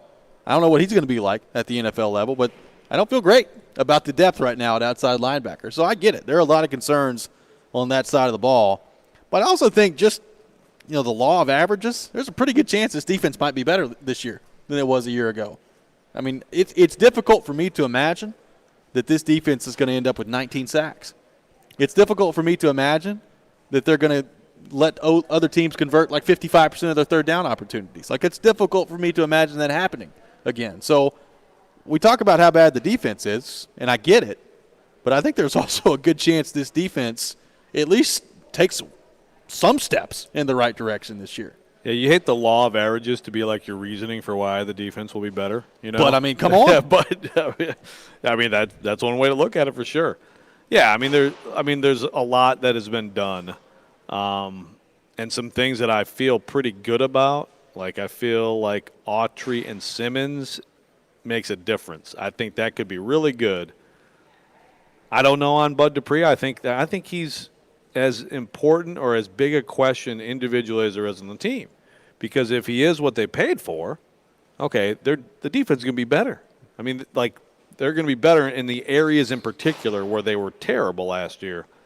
I feel good. We've talked on this show about the middle linebacker, the inside linebacker depth and the competition and the incentive for various players there. Because Jayon Brown also going to market, he didn't find it to his liking here. It's big for the Titans. It's kind of, we talked little bit Granlund-ish for the Titans, like with the Preds. Get Jaylen Brown back for you. He's a good player. The corner position is just such a question mark, and such an important part of it. And that's where, honestly, if I look at all the changes, I don't like the overall change from Butler, Adoree, Desmond King to with Fulton as a rookie, but to Farley, Jenkins, Borders. I mean, that you could make a case that at corner, and this is a cap crunch thing largely, but at corner, they could take a step back. And how are you going to be better? But if you pass the rusher, or if you rush the passer, either way, man, it just makes such a difference to a secondary. Makes such a difference. I think Byard will have a good year. Byard's very good. Hooker, they should be fine there. Now, is Hooker going to be as good as Vaccaro was a couple years ago when I thought Vaccaro was really good? Vaccaro was great in the playoffs. Yep. I don't know, but I think they're okay there. So, it's now. But what happens if one of those two get hurt? I mean, the depth at safety. I mean, at least when Vaccaro got hurt, you knew you had Hooker to step in. Right. No, now what do you have? Well, you have Brady Breeze. You have Brady Breeze. You have you have Dane Cruikshank. Yep. And you have, Chris Jackson is kind of a swing guy. You can put Molden back there, I guess. And Molden, potentially Molden gets, maybe he gets some work there. I mean, to me, it's like as a rookie who is so important potentially to be playing the nickel for you or somewhere in the corner group, like I don't want to mess around with also, oh, by the way, here, take this on. And plus safety's such a huge communication and knowing the global. I think that's a lot to ask of a guy. But who knows? I mean, I think that's part of the allure also for Molden is that he's clearly the, another wonderful sports cliche, the high football IQ. But it's true. I mean, I think he's like a coach on the field type player, and so maybe they can add that to him. I think they're okay, but you're right. I mean, last year when you knew Hooker was your 3, that's good depth. Like inside linebacker this year, that's good depth. Let's go back to the text line driven by WilsonCountyHyundai.com, 615-737-1025. Michael and Madison texting in. Bring back the 2-game legend, Brooks Reed. Sure. Get him back in there at outside linebacker. I'm here for it. The best flow on the team. So. For sure. Well, although when Derrick Henry's got that looking like Predator. He got some good flow. That's pretty good too. But, defensively, certainly. By the way, speaking of Derrick Henry, I know Porth had the called shot that he was going to be the cover of the Madden 22. Madden 22 came out with kind of like a release video yesterday. Uh-huh. And it's just a door that's closed and it announces the release date. I think it's June 17th, so coming up on Thursday. And out of the door just walks like 3 baby goats. So my first thought was Tom Brady. So it looks like maybe it's Tom Brady on the cover. That's too bad. We'll find out, I guess, for sure on Thursday. But Porth gave a brief look of care, and then he went back to destroying that donut. He's like, oh, that's too bad. Okay. Well, how is that donut, Porth? Very well. Big thumbs up. Good donuts down here from Twice Daily. Come down, and the coffee's very good, too. In Bellevue. Yeah, I don't know. Like to Ron's point last segment of trading for an outside linebacker, and Chris points out on the text line, Brooks Reed had a sack. He did. He did have a sack. And that was a heck of an accomplishment on that defense last year. Had more sacks than Jadeveon Clowney and Vic Beasley combined. 1/19th of the team total. That's true. That's not bad. So, to Ron's point of going and trading for an outside linebacker, like I don't know that that's going to happen at this point. And you brought up Melvin Ingram. Melvin Ingram, 32 years old, 7 games last year, 0 sacks, injury concerns. Like if you're bringing in Melvin Ingram, I get why you would. He's been a really good player throughout his career, but I don't know how much Melvin Ingram's got left in the tank at this point. Yeah. No, I don't know. I think that price is what I want to know about because, hey, if it's low, it's not a bad thing to have him as your 3/4. No. Because your 3 is a rookie who, by the way, has off-field trouble, yeah. And you don't know exactly. I don't think that's going to impact him being available this year, but he's a rookie. You don't know exactly what he's going to be. It's NASCAR weekend in Nashville. Be sure to get your tickets for Saturday and Sunday as tickets are going fast. Kids 12 and under get in free Friday and Saturday, plus experience the post-race fireworks Friday night. RV camping for NASCAR weekend is still available. For more info, visit NashvilleSuperspeedway.com. Be sure to tune in for the Ally 400 NASCAR Cup Series race broadcasted this Sunday on 102.5 The Game. Coverage begins at 1:30 and the race begins at 2:30. When we come back, we'll get into the College World Series. Looking ahead to the matchups this weekend for Tennessee and Vanderbilt. Who has the easier path? What do we think about the chances of Tennessee and Vanderbilt ending up in the College World Series final? We'll get to that coming up next. This is Robby and Rexrode here on ESPN 102.5 The Game.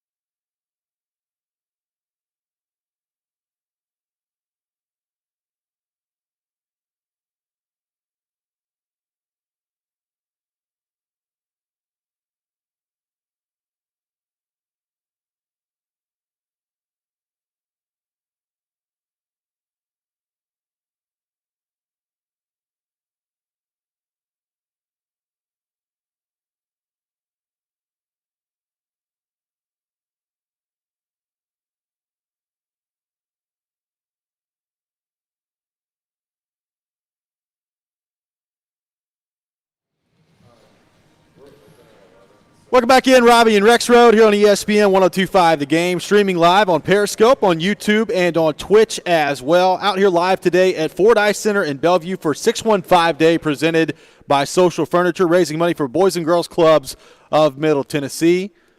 Already lots of people milling about out here at the Fordyce Center in Bellevue, partnering with the Nashville Predators today as well. I mean, that was Rocco Grimaldi, right? That was. That was Rocco. So all I'm sorts like, of people. hey, Marco hello. Grimone. Hello. What's up, man? What's going on? All sorts of stuff going on. Parking lot party beginning at 10 a.m. this morning. They'll last until 3 p.m. In the Fordyce Center Bellevue parking lot. We've got all kinds of things going on both inside and outside today, including public skate from 3 to 4 p.m. at Fordyce Center in Bellevue. $10 a person. All proceeds go to the Boys and Girls Clubs of Middle Tennessee. So come on out today and join us. We'll be here all show long. Robby and Rexrode, Darren Donica Chase, Stillman & Company. All three of our shows out here today at Fordyce Center in Bellevue. Joe, we had Tony Vitello on earlier in the show, Tennessee coach for their baseball program, heading to the College World Series for the first time since 2005. They'll be playing on Sunday, taking on Virginia. Vanderbilt playing Arizona on Saturday night to kick off the College World Series. Stanford, NC State in Game 1 on Saturday. Vanderbilt and Arizona in Game 2 on Saturday. So prime time for Vanderbilt coming up on Saturday. As you look at the way kind of each bracket has shaken out, we talked yesterday about Arkansas being eliminated in the Super Regional, not making it to the College World Series. Who do you think has the easier path to the final? Is it Tennessee or is it Vanderbilt?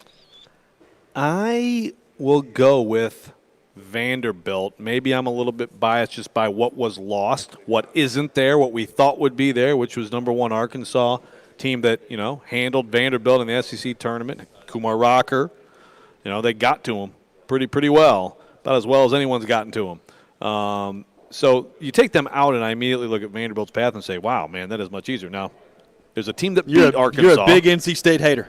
Yeah. Now, in all fairness, they did give up 21 to Arkansas. But they did it right. Give it all up in one day. I mean, so they gave up a total of 30 runs in the 3 days. Yeah. You're not going to win. Right. You're hardly ever going to. But you know what? If you give up 21 of them in one day, you got a chance. So, hey, I'm no disrespect to the Wolfpack, ACC baseball. You got Virginia in there, too. You got a couple teams. But I think Tennessee side's a little bit better. Now, granted, Virginia is they have not been a great team this year, 35-25. They are a great program, of course. Vanderbilt fans remember playing them in the final series a few years ago. Texas is a great team. Mississippi State is a loaded team. So I feel like Tennessee's side a little bit rougher. But certainly Vanderbilt starting right out with Arizona, and that's the Pac-12 side. Two Pac-12 teams on Vanderbilt's side, and Arizona has an explosive offense. Took it to Ole Miss, and that's going to be a challenge for Kumar. Who has the advantage? I don't know the answer to this. Maybe you can help me. When you have totally new, coming out of nowhere, and you have a lot of time to look at each other, who has the advantage? Those, the Arizona kids looking at Rocker, or Rocker being able to totally break down every hitter and have a great game plan for each one?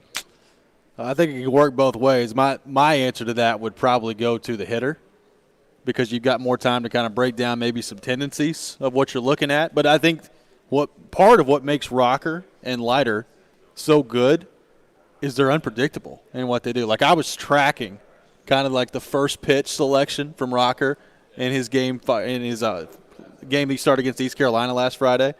I mean, they had no clue what was coming up there. It was first pitch breaking ball, first pitch fastball, first pitch changeup. Like, you never knew what direction he was going to go, and that's part of what makes it great. So, look, my typical answer would be to the hitter, but I also think, like, Kumar Rocker has done such a great job of mixing things up and not becoming predictable. I think that's easier to do than people think it is. Hey, this first pitch fastball is working. You think that they're taking anyway on the first pitch. Sometimes that's how you get in trouble. Rocker, he is really, really good at mixing those pitches up. Yeah, first pitch, but then also, full count pitch. Yep. He'll throw the fastball. He'll throw and the cutter for him. I remember when he beat Michigan a couple years ago, the cutter was in particular just such a big pitch for him in that game. Yep. And obviously the slider, he makes it all look the same. I mean, it's the art of pitching. He's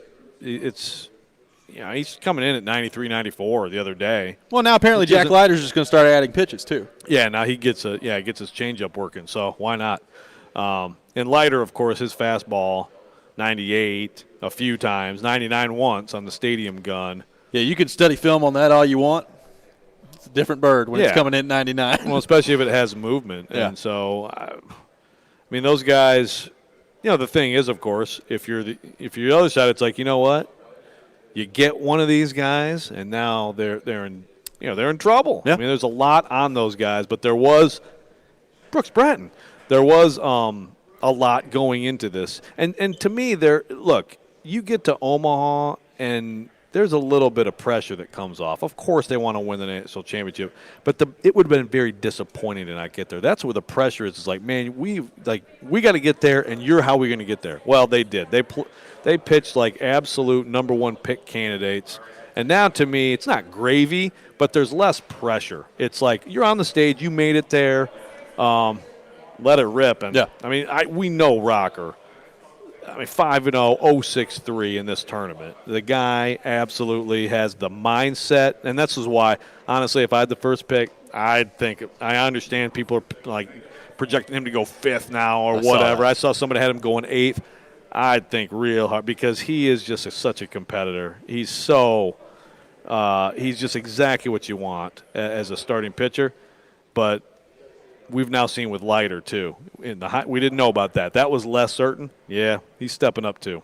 So on the other side, Tennessee taking on Virginia on Sunday in their first game of the College World Series. We had Tony Vitello on earlier in the show, and he just talked about the poise his pitching staff has delivered. Obviously, we know about their lineup and Jake Rucker. I mean, he was mashing over the weekend on Sunday. He's been awesome. But really, their whole lineup right now, 1 through 9, hitting very well for the Vols. You're going to a different place. It's not as much of a hitter's-friendly park. We had Mike Wilson on yesterday, though, said, I'm not really concerned about that. If you're Tennessee, they can hit pretty much anywhere. How much do you think this Tennessee lineup can keep this rolling based on what we've seen through the regional and the super regional so far, where they're hitting the ball probably as well, if not better, than anyone in the country right now? I mean, like, they're not going to have like a 7-homer game probably in Omaha, I mean, it's got to be great as a hitter to play in that park. It's also got to be a pain in the butt as a pitcher. I mean, I know like those Vols pitchers are happy, but they got to also be like, yeah, Omaha, give me some more room out there. Give me a little more space. But that lineup is, it's yes, very, very much relying on the long ball, and they've hit like I think Mike Wilson gave us a stat, something like 56 of their 92 or whatever since. Did he say since May? Is that right? The weather gets warmer, that's some of it, but that's still like a big number. But look, Liam Spence leading off, guy gets on base. He's just a heck of a contact hitter, gets on base. Rucker, of course, hits for average too. Batting .331, and just up and down the lineup, they've got guys who are just a problem. I mean, they battle. Beck. I mean, that was interesting to hear Vitello earlier. He's like, I think Beck's like a first rounder, and he's 7th in our lineup. Yeah. Pavoloni, Durkay, they're up and down that lineup. Everybody's contributing now, so I think they're going to be a problem for people. Well, I think they are too. And, the pitching, I think, sometimes gets maybe underrated with this team. They've been pretty good. I mean, I'm pretty sure they led the SEC in overall ERA throughout the season. So it's not like they can't pitch. They've been really good so far. And I think the thing that stands out to me the most is you're right. I mean, they don't have – I mean, Tidwell is going to be that guy eventually, I think you feel like, but they don't have like your Rocker or your Leiter. And I'm not saying Tidwell is going to be either one of those guys, but I think he's going to be your Friday night starter at some point. But the thing that stands out to me about their entire group, they pepper the strike zone. I mean, they are all over the strike zone, and they're not afraid to pitch to contact. That's courageous. In that park, just imagine kind of getting how that frees you up a little bit heading into this park where if you're already not afraid to pitch to contact, you're certainly not going to be afraid to pitch to contact in this ballpark. Right, exactly. And, I also like – I mean, one of the great stories – there's a lot of great stories on that team, but Will Heflin's a great story. He was going to be done. He had an ACL, and he was never even a starter, really. And he's that nice lefty, soft tosser, kind of change of pace to go along with Dallas and Tidwell. It's been a nice rotation. And again, Hundley just does it all for them, and he's gonna see a ton of innings, one way or the other in Omaha. So they've got a complete team. You'd probably like one more really reliable power arm if you were them. But I mean, if you look at Vanderbilt too, and maybe he's on the roster, maybe one of those guys like Ethan Smith, they've got possibilities. But if Tim Corbin knew he had one more pitcher that he knows he can get some really good innings out of, he'd probably feel better now too. Let's go to our text line, driven by WilsonCountyHyundai.com. Will from Nashville texting in. What did y'all think about the Omahogs signs? The Omahogs. They didn't work out so well. Oh, you got it on your I've got it computer. pulled up. Oh, yeah. They didn't work out so well for the good people of Arkansas. I like the pun. Hey, It's a good pun. we are all about good puns here on the show. Tennessee fans going to probably order some of those and wear them around and make fun of them. I've heard Omavals now, so that's come around too. Doesn't have the So same ring to it. Omahogs, Omavals, yeah, Elijah, I'm with you. Didn't quite have the same ring to it. Omadors? Oh my God, Kind of works. the Omadors, Right? maybe so. Elijah, what do you think of that one? That's a hard 6 of 10. I'll take Well, that. not bad. I'll take that. We'll continue to take your thoughts on our text line, driven by WilsonCountyHyundai.com, 615-737-1025, 615-737-1025. We are live at 615 Day here, presented by Social Furniture at Fordyce Center here in Bellevue. We'll be right back. Robby and Rexrode, ESPN 1025, The Game.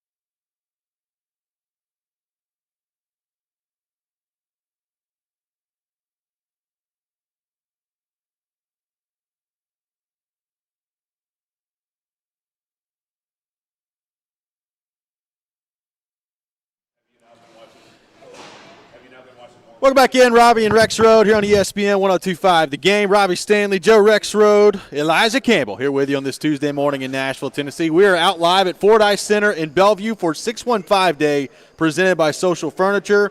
located in West Nashville. Come by and check out a sectional couch at Fordyce Center in Bellevue. Register to win a recliner. Of course, today we are raising money for the Boys and Girls Clubs of Middle Tennessee. Donate to Boys and Girls Clubs of Middle Tennessee. You can text the word FUTURE to 707070. That's FUTURE to 707070. Got a silent auction going on as well. It is live until 6:15 tonight.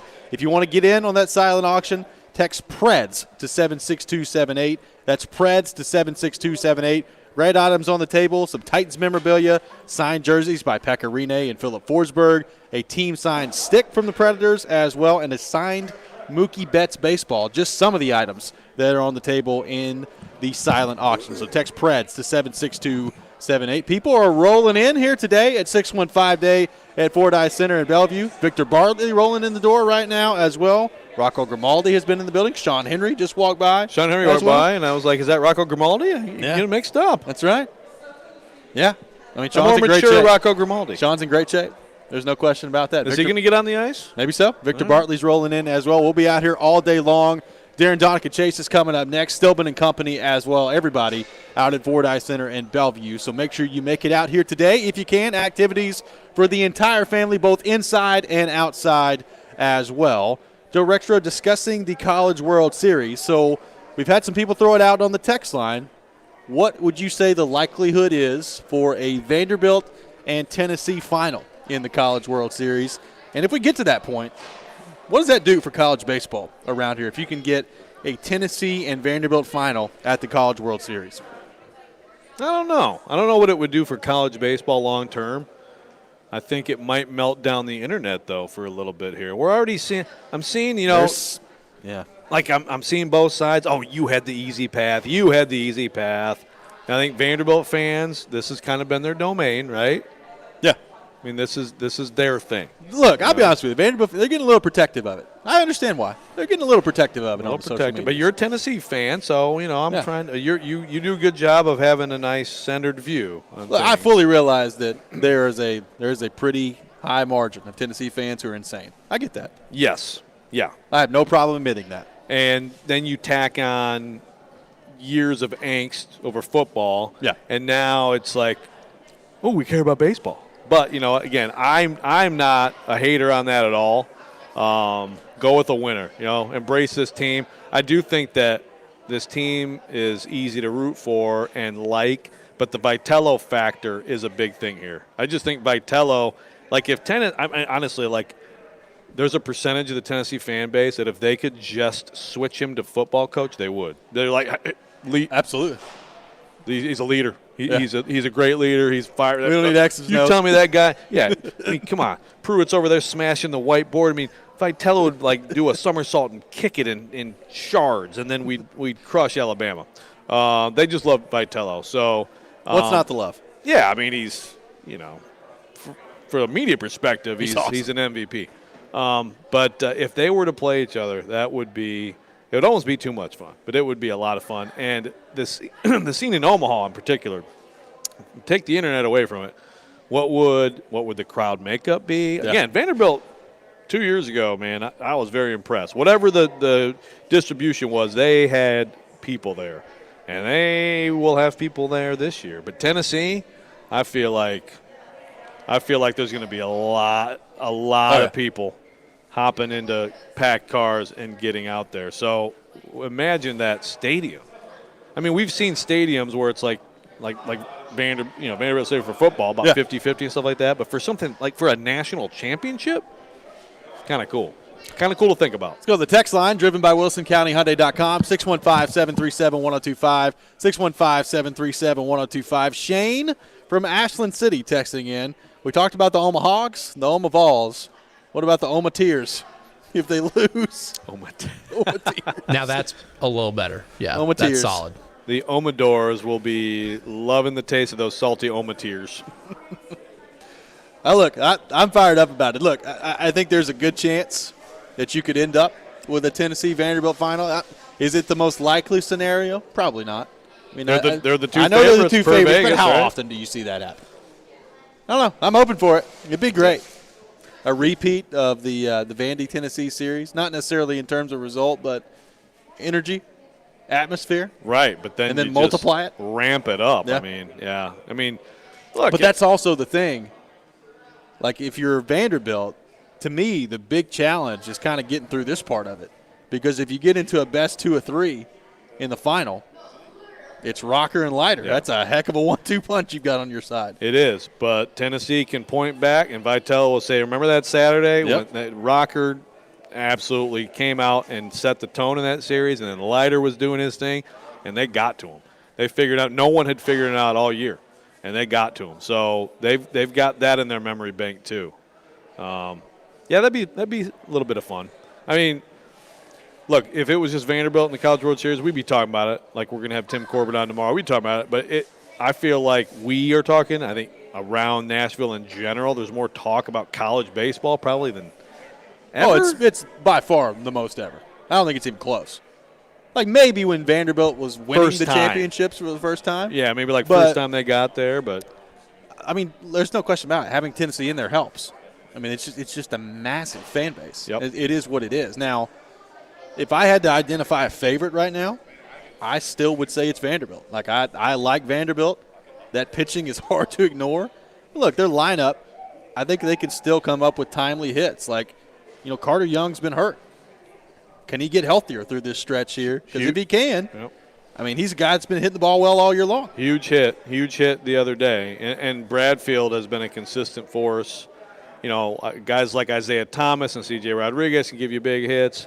I mean, Javier Vaz has been a revelation for them. Junior kind of waiting his turn, and he's out there speed on the base pass, hitting, Yeah. he's centering the ball. I mean, he's defensively making plays. So, yeah, they're just loaded, and a lot of it is young talent, but I feel like even games like that win over Georgia Tech to get out of the regional without having to play another game, that's the type of game that helps a team grow, too, in the midst of all this. Bobby from Camden on the text line says, for as many Tennessee residents that actually root for other teams, we need to be glad of all the in-state fans that we can get. So, talking about too many fans here in this state rooting for other teams. Now, some of that is Nashville's a great place to live, so people move here. That's true. And some of it is just that, the Alabama football / Kentucky basketball fan will live on forever. Got a texter that says, loving the college baseball talk, boys. Y'all rock. Anchor down. We appreciate it. There you go. Look, I'm all about some college baseball. I have to admit, I've become, this year with both Tennessee and Vanderbilt, I am interested to a level that I've never been interested in before. It's awesome. Like, I've enjoyed watching it to this point. Me too. And, I will say a lot of years I wouldn't pay a lick of attention to college baseball, but I'd still watch Omaha because there's great games and players and all that stuff and some great drama. And now when you follow teams through a year like this, and we talked months ago, gosh, could they both get to Omaha? And now it's here. It's going to be a ton of fun starting Saturday and into the next week, and then possibly into the week after that. That's another thing about. There's no other event that's like this where, like, it's basically 2 weeks. Yeah. Of competition, and it's going to be a lot of fun. It's going to be a lot of fun. And speaking of fun, come on out today to Fordyce Center in Bellevue, 615 Day presented by Social Furniture.